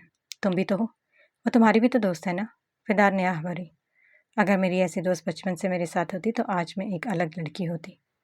हाँ फिदार, तुम तो अभी एक अलग लड़की हो। वो गाड़ी का दरवाज़ा खोलती अंदर दाखिल हुई। सुल्तान ने आंखें खोलते एक निगाह से देखा। वो डायरी हाथ में थामे उसे गौर गौर से देख रही थी। सुल्तान ने उसका चेहरा थाम कर अपने मुकाबले किया। वो एकदम सीधा हुआ। वजह जान सकता हूँ? वो एकदम हंसती। मैंने हंसने वाली बात तो नहीं की। वो उसे गुस्से से देख रहा था। जानते हैं, वो छोटी सी लड़की अब काफ़ी बड़ी हो गई है। वो काफ़ी बदल चुकी है, और वो बदलाव मुस्बत है। तो इसमें रोने वाली क्या बात हुई भला? वो मुस्कुराई। तुम जानबूझकर मुझे सताती हो ना? वो बेबसी से उसे देख रहा था। आप नहीं समझेंगे अब्दुल, तो मुझे समझाओ। वो अब सीधा हुआ। उसने गहरी सांस भरी। अगर आप मुझसे दूर जाएं और जाना आपकी मजबूरी हो, मगर आप ना चाहते हो, आपको मेरी याद आएगी ना? उसे बगौर देख रहा था। और आप मसरूफ़ हो जाएं अपनी इस दुनिया में, और जब कभी आपकी वक्त मिले तब आप मुझसे मिलने आए तो मुझे कैसा लगेगा, और आपको कैसा लगेगा? वो खामोश हुआ। इसकी आंखों में नमी उभरी। तुमसे दूर नहीं जा सकता। उसने आंसू समेट रहा था। तुम जब कहोगी मैं तब तुम्हें यहाँ लाऊंगा। अगर रोज़ कहोगी तो रोज़, मगर यूँ रोना नहीं, दोबारा कभी नहीं। वो मुस्कुराती हुई सरस बात में लाया। गुड बच्चा। मैं उसके सर पर थपकी देता ड्राइविंग स्टार्ट कर चुका था। अब कहाँ? पहले ये गीत भाई के ऑफिस चलते हैं, माँ के पास बाद में, वरना मरवा चली जाएगी। Okay boss. वो गाड़ी उसके ऑफिस के बाहर रुकता इसका हाथ थामे अंदर दाखिल हुआ। वो जगह बिल्कुल वैसे थी, वो हर चीज़ को बगौर देख रही थी। ईशा ने लॉबी में दाखिल होते एक भरपूर मुस्कुराहट लिए सुल्तान को देखा। ये मेरी पसंदीदा जगह है। इसकी बात सुनता वो शरारत से मुस्कुराया। वो क्यों? वो इसलिए कि आप यहाँ खड़े होकर मेरा इंतज़ार करते थे। वो खुलकर मुस्कुराया। अब उसे क्या बताता कि वो हर उस जगह जहाँ वो मौजूद होती थी इसका इंतज़ार करता था, मगर वो पागल कभी देख ना पाई। सुल्तान ने इसका हाथ आज़ाद करते हुए उससे इशारा किया और जकी के ऑफिस की तरफ चल दिया। वो धीरे धीरे चलती हुई मरवा के कैबिन की तरफ बढ़ी। हाय मरवा। मरवा ने जानी पहचानी सी आवाज़ सुनते एकदम मुड़कर देखा। ईशा! वो बुलंद आवाज़ में चिल्लाई कि सब वर्कर्स कैबिन में से उठकर उसे देख रहे थे। उसके गले के गिर्द झूलती उसकी कमर पर एक जोरदार थप रसीद की। बड़ी हो कि वो हो तुम, मुझे भूल ही गई हो। अरे यार, तुझे कोई भूल सकता है भरा। मरवा ने इसका हाथ थामते उसे कुर्सी पर बिठाते खुद इसके सामने टेबल पर विराजमान हुई। कैसा चल रहा है तेरा काम? बोरिंग तरीन। तो नहीं तो मज़ा ही नहीं। और सच, सारव भाई की कोई खबर नहीं। वो कहाँ होते हैं आजकल? हम भी यही हैं मिस ईशा। सारव की आवाज़ पर ईशा ने उठकर साथ वाले कैबिन में झांका और उसकी नज़र एक हेल्दी से लड़की पर पड़ी।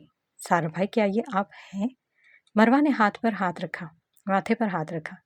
जी बिल्कुल, ये हम ही हैं। वो उठकर इन दोनों के करीब आ रुका। मैं चाय का ऑर्डर करती हूँ, ये कहती मरवा वहाँ से 9-2-11 हुई। अरे सारा भाई, आप तो पहचाने नहीं जा रहे। माशाल्लाह, आप तो फिट हो गए। अल्लाह पाक आपको सलामती दे। आमीन। बस एक अंदर आपकी वो ज़िद्दी सी दोस्त भी दे, ये दुआ भी करें। ईशा ने हैरानी से इसे देखा। अगले ही पल वो खुलकर हंसी। अल्लाह दे, ज़रूर दे। सारफ ने आमीन कहकर मुंह पर हाथ धरा। ये सब कब हुआ भला? मुझे बताना पसंद करोगे? वो हंसा। हुआ तो हमेशा से ही है, मगर देखे ना, अब मैंने उसे इतने प्यार से अपनी मोहब्बत का इजहार किया और वो आपकी चुड़े दोस्त मुझे छोड़कर ऐसे भागी जैसे मैं कोई एलियन हूँ। ईशा की हंसी पूरे ऑफिस में गूंजी। इसमें मैं कुछ नहीं कर सकती भाई, हम लड़कियां ऐसी होती हैं, बस यूँ भागना हमारी आदत है। मगर हमें थाम लेना और रोक लेना आप लड़कों का फ़र्ज़।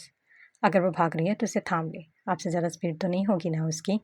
भागे ज़रा और पकड़े उसे। वो हंसी तो सारे अपने थोड़ी पर हाथ रखते पुरसोच अंदाज में सर हिला। वैसे तो आपने बिल्कुल ठीक कही। क्या ठीक बात की? उसने मरवा की आवाज़ पर सारफ की मुस्कुराहट गहरी है। आपकी दोस्त मुझे आपको पटाने के तरीके बता रही है। ज़रा इन्हीं पर गौर व फिक्र जारी है। मरवा ने एक तीखी निगाह से उसे देखा। ईशा ने मुस्कुराहट दबाई। सारा वहाँ से गायब हुआ तो ईशा ने इसका बाजू थामा और एक तरफ ले गई। अपने बाजू ऊपर करती हुए वो दोनों हाथ कमर पर रखे उसे खा जाने वाली निगाहों से देख रही थी। अब तुम नहीं छुपा सकती मिस, लिहाजा चुपचाप सारी बात अपने कानों से गोश गुजार कर दो, वरना। ईशा ने दोनों हाथ उसकी तरफ किए। मरवा ने इसके हाथ पीछे करते आ भरी। हाँ यार, क्या बताऊँ तुम्हें। मरवा ने उस दिन वाली वाकया उसके सुपुर्द किया तो ईशा का कहकहा बुलंद हुआ। और तुम भाग गई? बड़ी डरपोक हो तुम, कसम से। तुम तो भाग गई थी, पर मुझे तो इस लोहे के आदमी ने भागने भी नहीं दिया। वो पर याद करती ईशा एकदम झुरझुरी सी ले गई। मरवा माथे पर हाथ रखते ज़मीन पर आलती मालती बारे बैठी। ईशा इसके करीब बढ़ती इसके हाथ थाम लिए। अरे यार, इतना क्यों सोच रही है? सारा भाई अच्छे इंसान है और देखो तो वो तुमसे कितनी मोहब्बत करते हैं। और अब तो तुम्हारी परेशानी भी वो इतनी मेहनत से दूर कर चुका है। मरवा ने मुस्कुराहट दबाई। हाँ, खुद के मन में लड्डू फूट रहे हैं और इस बेचारे की वाट लगा रही हो। बड़ी तेज़ हो कसम से। ईशा ने उसे एक थप रसीद की। नहीं यार, मैं बस कुछ वक्त चाहती हूँ। मुझे अभी ज़िंदगी में बहुत कुछ करना है और मैं मामा और बाबा को कभी नहीं छोड़ सकती। तो इन्हें छोड़ना ही क्यों है? तुम पागल हो क्या? मरवा ने गर्दन झुकाई। इधर देखो मेरी तरफ। मैं तुम्हें किसी भी बात के लिए फोर्स नहीं करूंगी मरवा। मगर सारा भाई एक सच्ची मोहब्बत करने वाला इंसान है और ये भी खुशकिस्मत इंसान को ही मिलता है। सच्ची मोहब्बत में यूँ सरेआम नहीं मिलती मरवा। वह मुस्कुरा दी। मैं कब मना कर रही हूँ? जानती हूँ उसे। वो बचपन से चाहता है मुझे। हाँ? क्या कहा तुमने? बचपन से? ईशा ने हैरानी से उसे देखा। क्या तुम सारा भाई को बचपन से जानती हो? हाँ ना, वो हमारे पड़ोसी हैं, हमेशा से ही। बाबा के दोस्त का बेटा है ये मोटा, और ये बचपन से मेरे सर पर सवार है। मगर बाबा ने यह फैसला मेरे इख्तियार पर छोड़ा है। वो चाहते हैं मैं वो करूं जो मैं करना चाहती हूँ। और तुम क्या चाहती हो?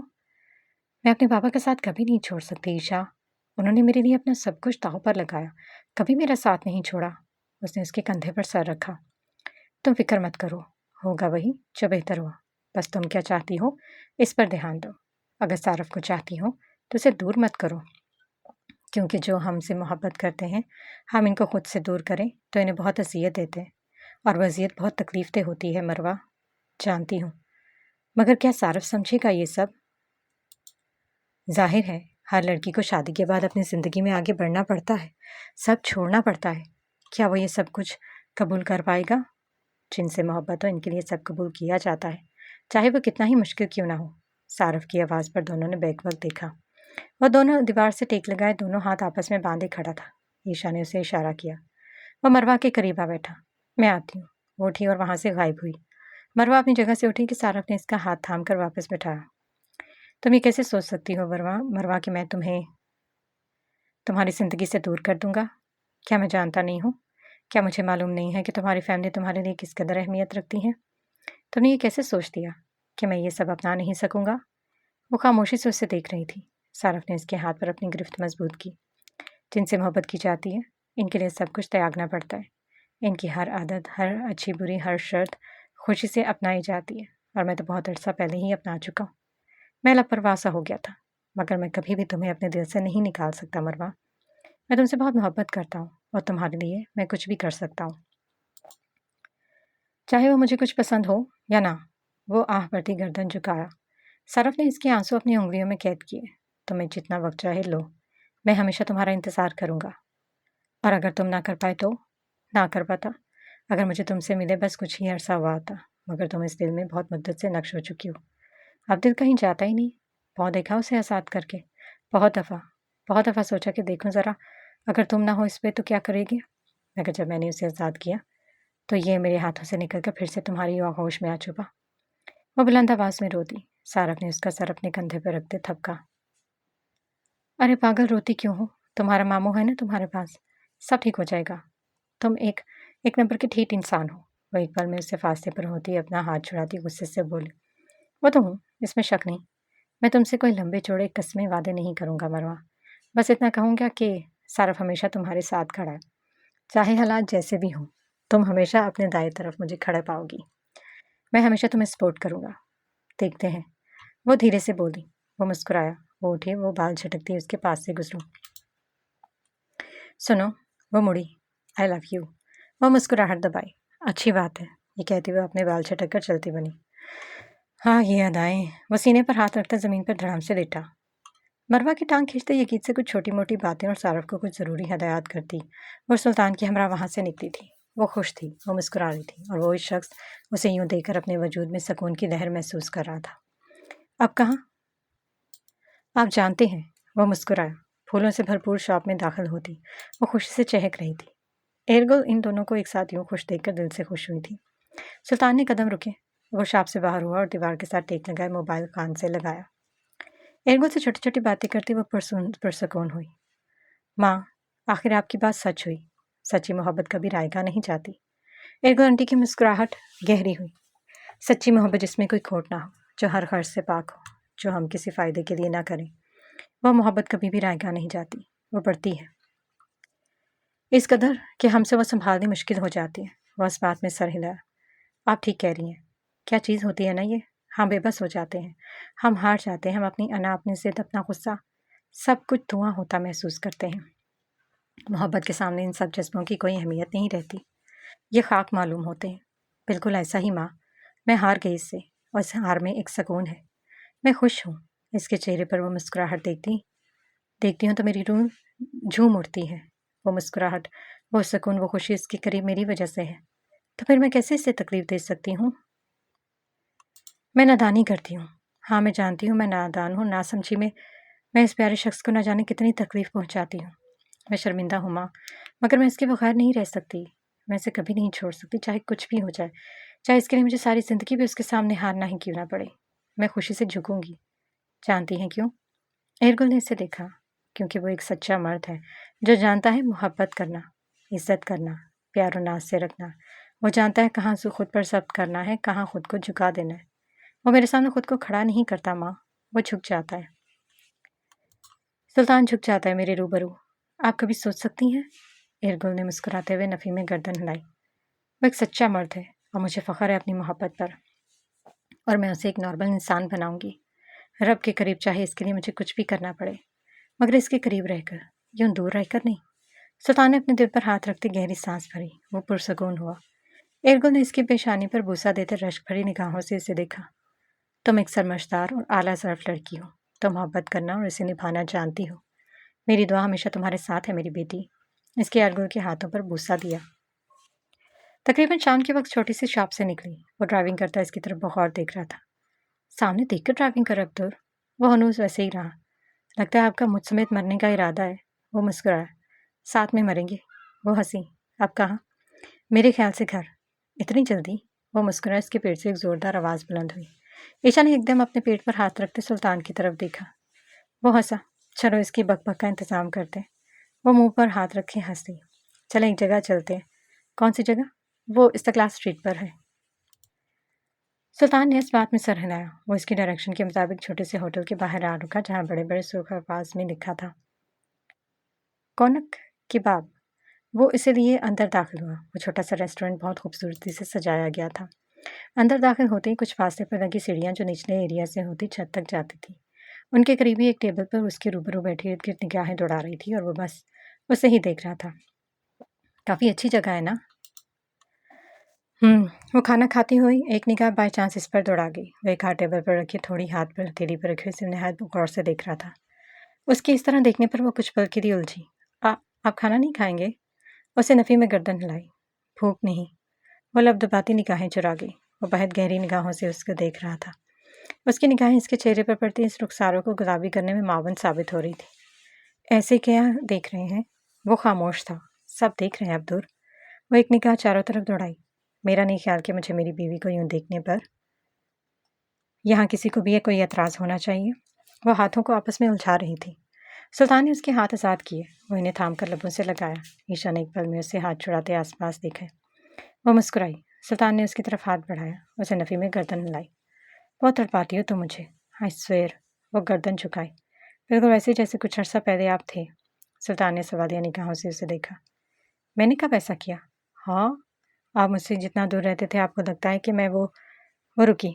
तुम्हें करीब किया आपने। क्यों? तुम पागल ये तक नहीं समझ पाई। कभी कभी समझने से सुनना बेहतर होता है। ज़रूरी नहीं। ज़रूरी है अब्दुल। ये वो एक वाहिद एहसास है जिसका इजहार ही हमें मुकम्मल करता है। The further we run from it the more it will dominate us. वो खामोशी से उसे सुन रहा था। ये मोहब्बत इस कदर शदीद क्यों होती है आखिर? कोई इंसान हमारे वजूद पर इस कदर डोमिनेट कैसे हो सकता है? वो मुस्कुराई।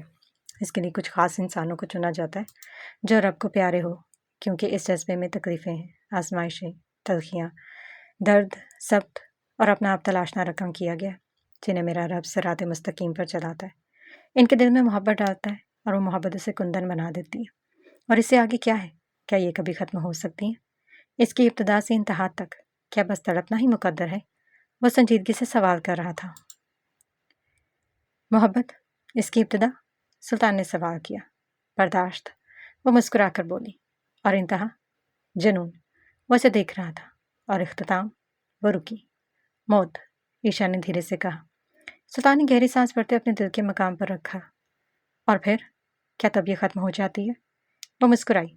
जब हम इन सब दर्दों से गुजर जाएं तो इश्क तक पहुंचते हैं। और फिर वो इश्क अमर हो जाता है, जो ना मिटता है, ना रुकता है, ना रायगां जाता है। तब ये जज्बा अमर हो जाता है। वो खामोशी से इस पर अपनी तेज़ निगाहें गाड़े हुए था। सुल्तान ने इसका हाथ थाम कर अपने दिल पर रखा।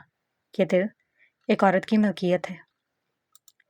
ये इसका असीर हो चुका है और ये औरत मेरे दिल और दिमाग में, मेरी रूह में नक्श हो चुकी है, इस कदर कि अब मेरा अपने वजूद पर कोई इख्तियार नहीं रहा। You have dominated my existence. I could not see anything beyond you and that's it. वो गर्दन झुका गई। सीधा कहे ना? उसे सीधा और क्या कहूँ? कुछ अल्फाज सीधे दिए गए हैं इस दुनिया में। वो शरारत से मुस्कुराई। अच्छा, तो तुम्हें सीधी बात सुननी है? वो शरीर सा मुस्कुराती ठोड़ी पर हाथ रखा। जैसा आपका हुक्म। सुल्तान ने उसका हाथ आज़ाद करते आसपास देखा और एकदम से कुर्सी से पर उठ खड़ा हुआ। Excuse me ladies and gentleman, आप सबके 2 मिनट मिल सकते हैं? मुझे बहुत खुशी होगी। वो हैरानी से उसे देख रही थी। क्या कर रहे हैं? ईशा ने उसे तिखाही निगाहों से देखा। वहाँ पर मौजूद सब अफराद सुल्तान की तरफ मतवज्जो हुए। वो गहरी सांस भरते खुश शुरू हुआ। लेडीज एंड जेंटलमैन, ये जो मोहतरमा मेरे सामने बैठी ये मेरी बीवी है और इसका ये पागल शोहर इससे बेहद मोहब्बत करता है। वो आंखें और मुंह खोले उसे देख रही थी। सुना आप सबने? मैं अपनी बीवी से बेहद मोहब्बत करता हूँ और मुस्तकबिल में इससे भी ज़्यादा करूँगा। ईशा ने चेहरे के एक तरफ हाथ रखते ज़ोर से आंखें मींची। ये लड़की मेरे लिए दुनिया की सबसे खूबसूरत और प्यारी इंसान है। अब्दुल प्लीज़ खामोश हो जाए। वो इसका बाजू थामे उसे खींच रही थी। कुछ लोगों ने देखकर हंस रहे थे तो कुछ लोग रश्क भरी निगाहें इन अनोखे और खूबसूरत जोड़े पर दौड़ा रहे थे। आप सबका बहुत शुक्रिया। अब आप सब लोग अपना खाना एंजॉय कर सकते हैं। बहुत शुक्रिया। उसके नीचे बैठती तालियों की एक भरपूर आवाज़ गूंजी। सदा खुश रहो। खूबसूरत जोड़ा। अल्लाह पाक तुम दोनों को खुशियों से भरपूर जिंदगी अता फरमाए। हंसते मुस्कुराते लोग खूबसूरत दुआएं देते इन्हें मोहब्बत पाश निगाहों से देख रहे थे। ईशा ने इसका बाजू था और रेस्टोरेंट से बाहर की तरफ दौड़ लगा दी। वो मुस्कुराता हुआ उसके पीछे सड़क पर आ खड़ा हुआ। आप बिल्कुल एक पागल इंसान है। वो माथे पर हाथ रख के खड़ी थी। तुम्हारी संगत का असर है ना बीवी। हाँ अब्दुल। वो दोनों हाथ हवा में उठाए। अरे लड़की, अब तुमने ही तो कहा था कि तुम सीधा सुनना चाहती हो तो। वो शरीर साहब मुस्कुराए उसे देख रहा था। मैंने कहा था सीधा, और आपके के सबके काम उल्टे ही हैं। आप खुद भी उल्टे हैं। वो गुस्से से कहते रुख मोड़े तेज तेज चलने लगी। अरे अब इसमें मेरी क्या गलती। ना तुम्हें सीधी बात समझ आती है ना उल्टी। तो लगता है अब अपना तरीका अपनाना पड़ेगा। सुल्तान ने दोनों हाथ हवा में उठाए उसके पीछे कदम बढ़ाए। वो इसे 2 कदम आगे तेज तेज चल रही थी। सुल्तान ने बाजू से खींचते इसका रुख अपनी तरफ मोड़ते उसे मजबूती से अपने हिसार में कैद किया। पागल इंसान, क्या कर रहे हैं। रश से भरपूर इस तलवार स्ट्रीट पर वो सड़क के बीचों बीच उसे थामे खड़ा आसपास से बेनियाज था। आसपास से गुजरते लोग इन पर निगाहें जमाए हुए थे। अब सीधा कहो ना, तुम्हें मेरा तरीका ही समझ में आता है। वो धीरे से बोला तो ईशा की आंखें एकदम बड़ी हुई। वो झुका। ईशा ने उसके सीने पर हाथ रखते एक निगाह आसपास दौड़ाई। कुछ तो शर्म कर लें पागल इंसान, हम अपने घर में नहीं खड़े। छोड़े मुझे। वो इसके हिसार से निकलने की नाकाम कोशिश कर रही थी। जहाँ तुम और मैं साथ, वहीं हमारा घर। अब्दुल, खुदा के लिए प्लीज छोड़ दे मुझे। वो मसामत करते तीखी निगाह से उसे देख रही थी। सुल्तान ने झुककर उसके डिम्पल पर लब रखे, जिसके चेहरे के बदलते हर जाविये के साथ कभी गहरा था तो कभी मिट जाता। वो नाजुक सा रुखसार चंद पलों में ही सुर्ख हुआ। आपको तो बिल्कुल शर्म नहीं आती ना। वो मुस्कुराया। नहीं, मैं बेशर्म हूँ। और कुछ।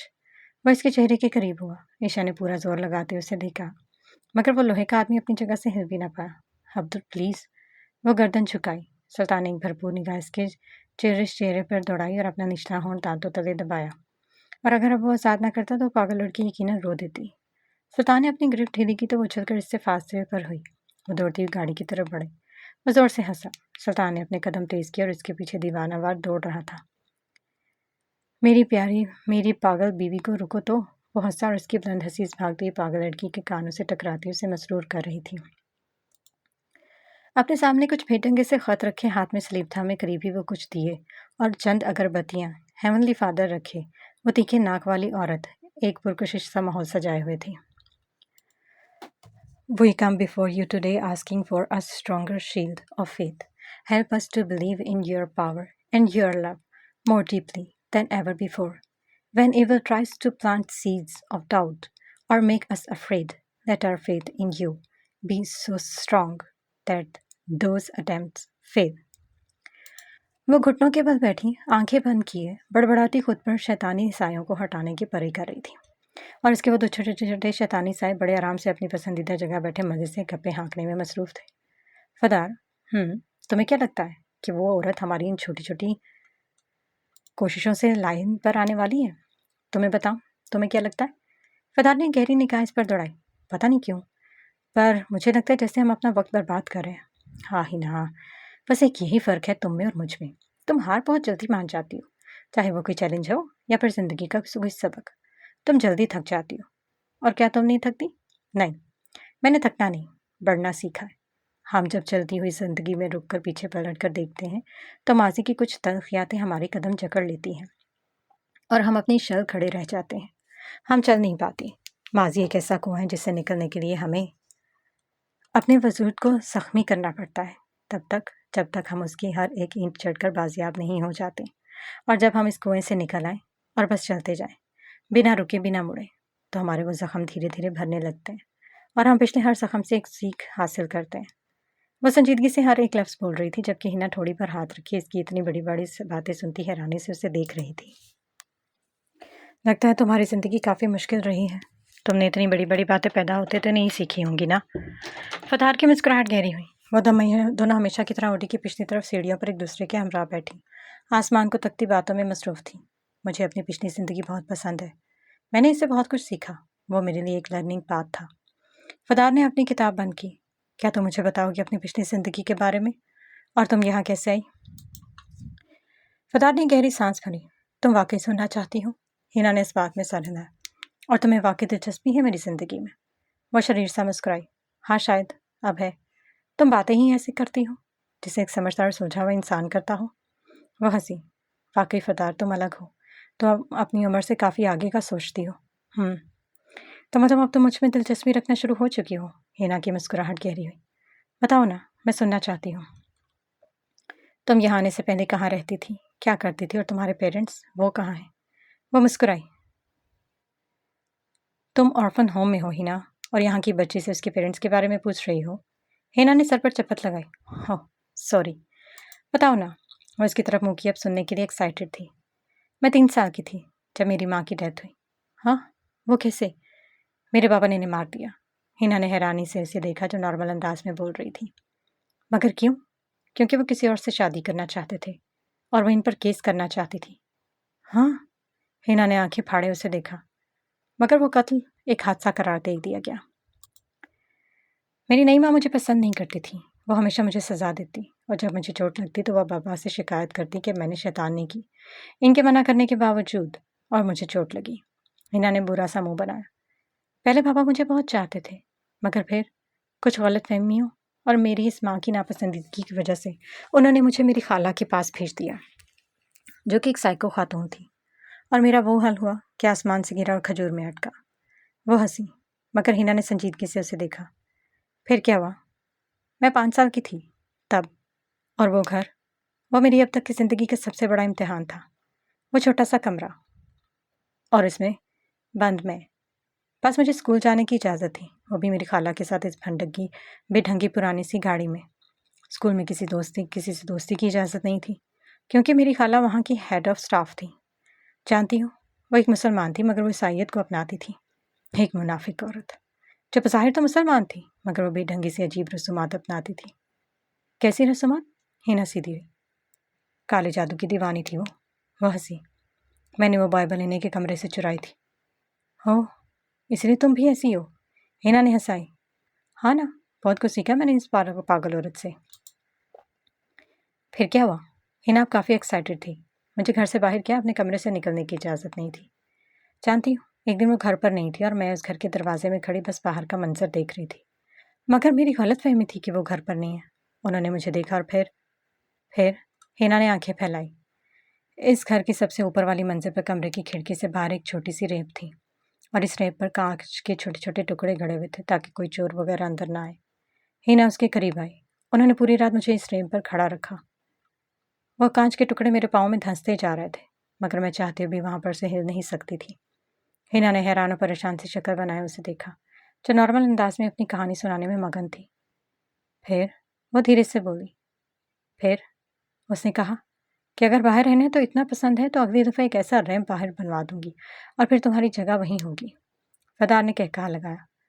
जानती हो, तब मुझे बहुत डर लगा था। हिना ने गौर से उसकी आंखों में देखा, जहाँ कुछ अलग ही एहसास था, कुछ पागलपन, कुछ हटकर। और जानती हो, एक दिन मैंने इनकी इजाज़त के बगैर फ्रीज़र से पानी पिया था और इनकी छोटी बेटी ने मेरी शिकायत इनसे लगाई। इनके 2 बच्चे थे और दोनों इनकी तरह पागल। वो हंसी। फिर क्या हुआ? वो संजीदा थी। फिर तहखाने के इस अंधेरे कमरे में मैं पूरे 2 दिन तक बंद रही, बिना कुछ खाए पिए। हिना ने मुंह पर हाथ रखा। जब उन्होंने मुझे निकाला तो मैं तकरीबन मरने ही वाली थी। फिर मैंने सोचा कि अब ज़िंदगी अपने तरीके से जीनी है, वो सब करना है जो मैं चाहती हूँ, मगर बिना किसी को खबर हुए। मैंने अपने इर्द गिर्द की चीज़ों में एक अलग एहसास ढूंढा। मैंने अपने आसपास एक ऐसा मजबूत हाला बनाया जिसे कभी कोई तोड़ ना सके। मैंने रात से दोस्ती की। अंधेरा मेरा हमदर्द बना। आसमान और सितारे मेरे दोस्त बने। मैंने हर आजमाइश से एक सबक सीखा। हिना ने सवालिया निगाहों से उसे देखा। उस रात उस कांटों से भरे रैंप पर मैंने बर्दाश्त करना सीखा। मुझे तकलीफ हो रही थी, मैं बेबस थी, मगर मुझे बर्दाश्त करना था, जो मैंने किया। इस अंधेरे कमरे में डर से जीत गई। मैंने अंधेरे को खुद पर सवार किया। मैं इस काले अंधेरे में वो सब कुछ देख सकती थी जो कोई आम इंसान शायद ना देख पाए। उस दिन के बाद मैंने हर वो काम किया जो मेरा दिल करने पर आमादा होता। फिर मैं आज़ाद हो गई। वो मुस्कुराई, मगर वो औरत मुझसे पीछा छुड़ाना चाहती थी। एक दिन शिफा आंटी हमारे स्कूल आई। तब उन्होंने मुझे पहली दफ़ा देखा, मेरे बारे में तफसील हासिल की और वो मुझे इस जहन्नम से निकाल कर इस जन्नत में ले आई। यहाँ तो सुकून है ही ना। यहाँ पर रात के वक्त बाहर ना निकलना, 10 बजे के बाद कमरे लॉक, ये सब तुम्हें पाबंदियाँ लगती हैं। हाँ, ये सब मेरे लिए आज़ादी है। एक ऐसी आज़ादी जिसे महसूस करने के लिए मैंने बहुत कुछ सहा। फदार ने अपनी बात मुकम्मल करते हिना पर निगाह दौड़ाई, जो आंसू से तर आंखें लिए उसे टुकर टुकर देख रही थी। अरे, तुम तो रोती। क्या इतनी सैड स्टोरी थी मेरी? वो हंसी। हाँ फिदार, मेरी ज़िंदगी में बस कुछ वक्त के लिए अंधेरा दाखिल हुआ और मुझे लगा कि मैं अपनी ज़िंदगी खो दी, मगर तुम तो एक मुद्दत से अंधेरे में पली बड़ी हो और तुम इस ज़िंदगी को अच्छा कह रही हो। तुम कह रही हो कि तुम्हें वो पसंद है। फदार की मुस्कुराहट नुमाया हुई। हाँ, मुझे वो अपनी ज़िंदगी पसंद है। मैंने इससे बहुत कुछ सीखा जो हमेशा मेरे काम आए। फदार ने इसकी आंसू पूछे। मुझे लगता था कि मैं कभी दोस्त नहीं बना सकती। लगता था कि कभी मेरी तरह पागल तो होगा नहीं, कोई मेरी बातें समझेगा नहीं। मगर तुम मेरी ज़िंदगी में आई तो मेरी टक्कर की हो ही ना। बस तुम्हें जल्दी हार मान जाती हो। ज़िंदगी हार मान जाने वालों के लिए नहीं है। इसे जीने के लिए हमें न डर, मजबूत और ढीठ होना पड़ता है। हिना ने गहरी सांस खारिज की। थोड़ा अफसोस भी हुआ, मगर खुश भी हूँ। तुम बहुत छोटी उम्र में ही सीख गई हो और तुम अच्छे से जानती हो कि ज़िंदगी किसे कहते हैं। तुम डरपोक नहीं हो और डरते नहीं, वो ज़िंदगी को खुलकर जीते हैं। हिना, तुम बहादुर हो। बस तुम कुछ बुरी यादों के बीच फंस कर रह गई हो, जिनसे बाहर आना इतना भी मुश्किल है। बस हिम्मत करो। वो गहरी सांस भरती इस बात में सर हिला गई। मेरे ख्याल से अब हमें चलना चाहिए, रात काफ़ी हो गई है।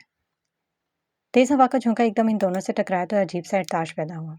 हिना ने एकदम से झुरझुरी देते दोनों हाथ आपस में बांधे। वो दोनों वहां से निकली। काफ़ी ठंडा मौसम है, लगता है बारिश होगी आज। फदार ने किताब बंद करते कहा। हाँ, मुझे भी लगता है। हवा अपने पूरे जोरों शोर से चल रही थी। लॉन में लगे दरख्त अपने पत्तों समेत अपनी जगह से हिले तो एक अजीब सी आवाज़ बुलंद हुई। वो दोनों ओडी के करीब आए कि एकदम से ही गुलफाम इनके सामने नमूदार है। हिना की आंखें बड़ी हुई, जबकि फिदार ने एक निगाह से उसे देखते ऐनक दुरुस्त की। तुम दोनों इस वक्त यहाँ क्या कर रही हो? क्या रूल्स नहीं जानती तुम? गुलफाम ने सर्द लहजे में कहा। हाँ, गुलफाम आ गई। वो दरअसल हिना की तबीयत कुछ ठीक नहीं थी। इसे कमरे में घुटन महसूस हो रही थी। इससे पर थोड़ी ताज़ा हवा खाने यहाँ आए थे हम। हिना ने बिजली की तेज़ी से फदार की तरफ देखा। फदार ने एक भरपूर निगाह इस पर दौड़ाई। हाँ, हाँ ना, वो दरअसल कमरे में अजीब महसूस हो रहा था, इसलिए। वो मसनूई सा खांसते हुए बोली।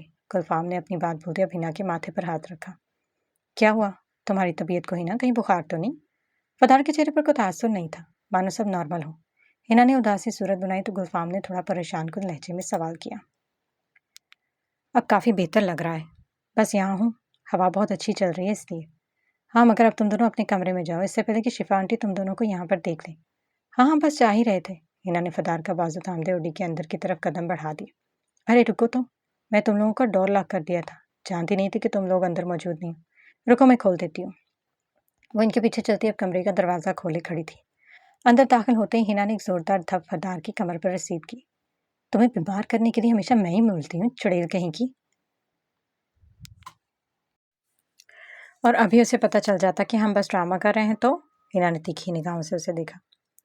हम किसी को खुद कुछ बताएं तभी उसे पता चलता है ना बेवकूफ़, वरना नहीं। So relax. वह अपनी किताब हाथ में थामे बेड की सीढ़ियाँ ऊपर चढ़ती, बेड पर धड़ाम से जा गिरी। बेवकूफ़ हो तुम एक नंबर की। वो तो हूँ, तुम भी हो जाओगी। वो मुस्कुराई। हिना ने स्टडी के करीब पड़ी कुर्सी खींचते अपनी डायरी थामी और उसके सर्द पन्नों पर कुछ तहरीर कर रही थी। खुली खिड़की से अंदर आती हवा उसके चेहरे से टकरा रही थी।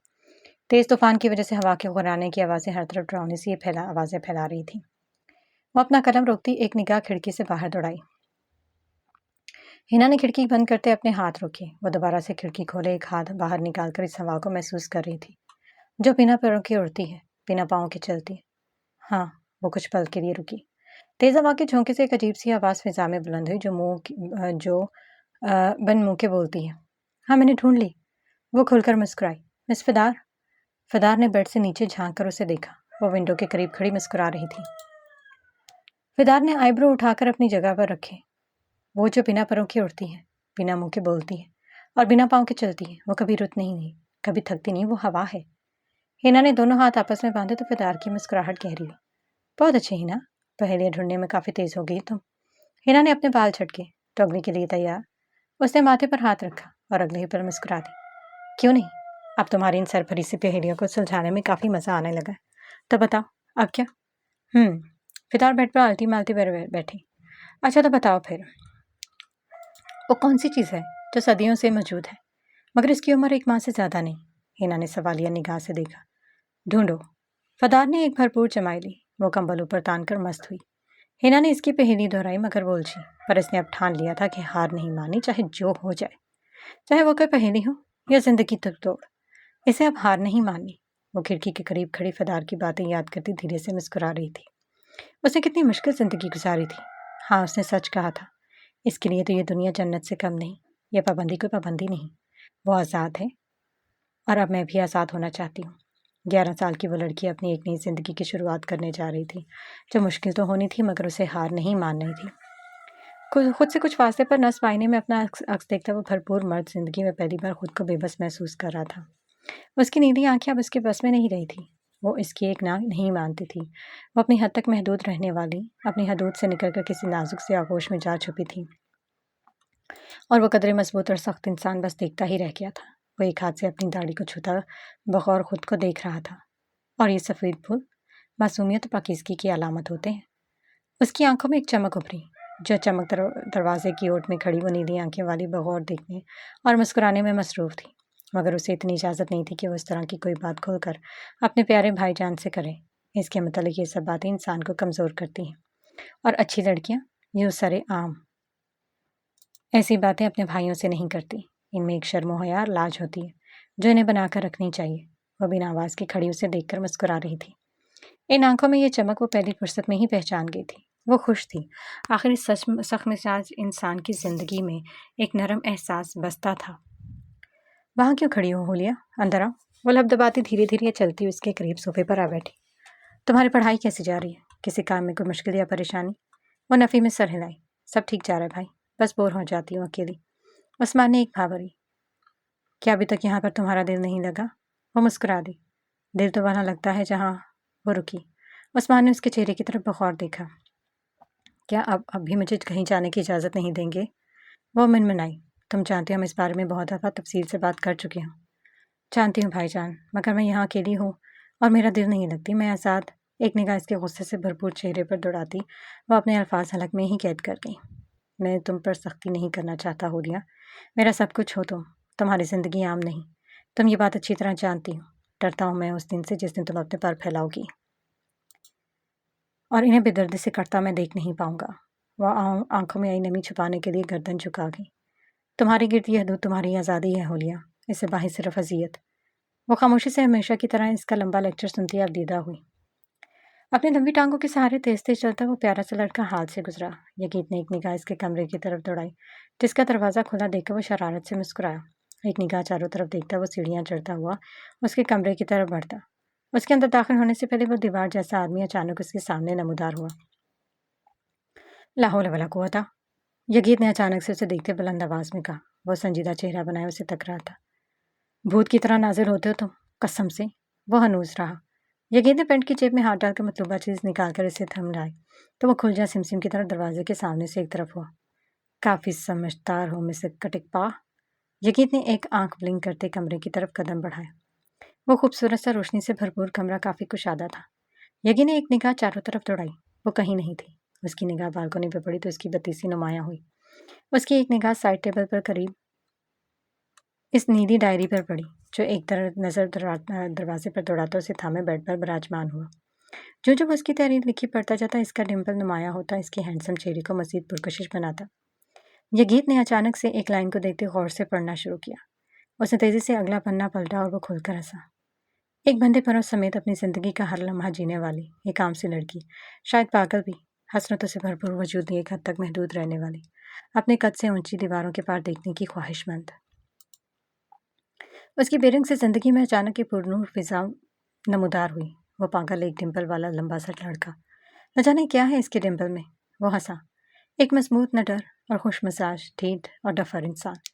यकी का डिम्पल नुमाया हुआ, मेरे पर संभालने वाला, इन्हें फैलाने वाला, आज़ादी की एक चमकती रोशनी। मैं मान नहीं सकती मगर ना चाहते हुए भी न जाने क्यों लिख रहे हैं कि वो डफर इंसान कुल मिलाकर मेरे ख्वाबों का शहजादा है। वो खुलकर हंसा और वो आखिरी लाइन फिर से पढ़ता धड़ाम से उसकी कुशादा बेड पर गिरा। यकीन ने मजबूती से वो नीली डायरी सीने में छिपाई। वो आंखें मूंदे एक मुसरत की लहर अपने वजूद में महसूस करता डायरी पर अपनी गिरफ्त मजबूत की। वह इस तारीख को बार बार पढ़ता अपने इकलौते डिम्पल को भरपूर खुश होने पर मजबूर कर रहा था। उसने एक निगाह आसपास दौड़ाई। टेबल पर पेन वो उठाता, उसके अगले पन्ने पर कुछ लिखता, खुलकर मुस्कुराया। वो मुख्तसर से डायरी बंद करता, मतलूबा जगह रखता, कमरे से बाहर निकला। अपने नाजुक से वजूद में ढेरों टूटे एहसासात समेटती वो धीरे धीरे चलती हुई अपने कमरे में दाखिल हुई। गहरी रात ने पर फैलाए तो इन नीली आंखों में रुके हुए आंसू अपनी हद तोड़कर बह निकले। वो बेड के करीब बैठी हाथों में चेहरा छुपाए फूट फूट कर रोती। वो तो बस जिंदगी चाहती थी, एक आज़ाद फिजा में सांस लेना चाहती थी, मगर वो बिना आवाज़ रोती हुई खुद को बेबस महसूस कर रही थी। मगर इसका इस तरह रोना किसी के दिल में अटूट खलिश डालता उसे बेचैन कर रहा था। होलिया, यकीन ने बालकनी का पर्दा हटाते उसे देखा। वो चेहरे से हाथ हटाते एकदम चौंकी।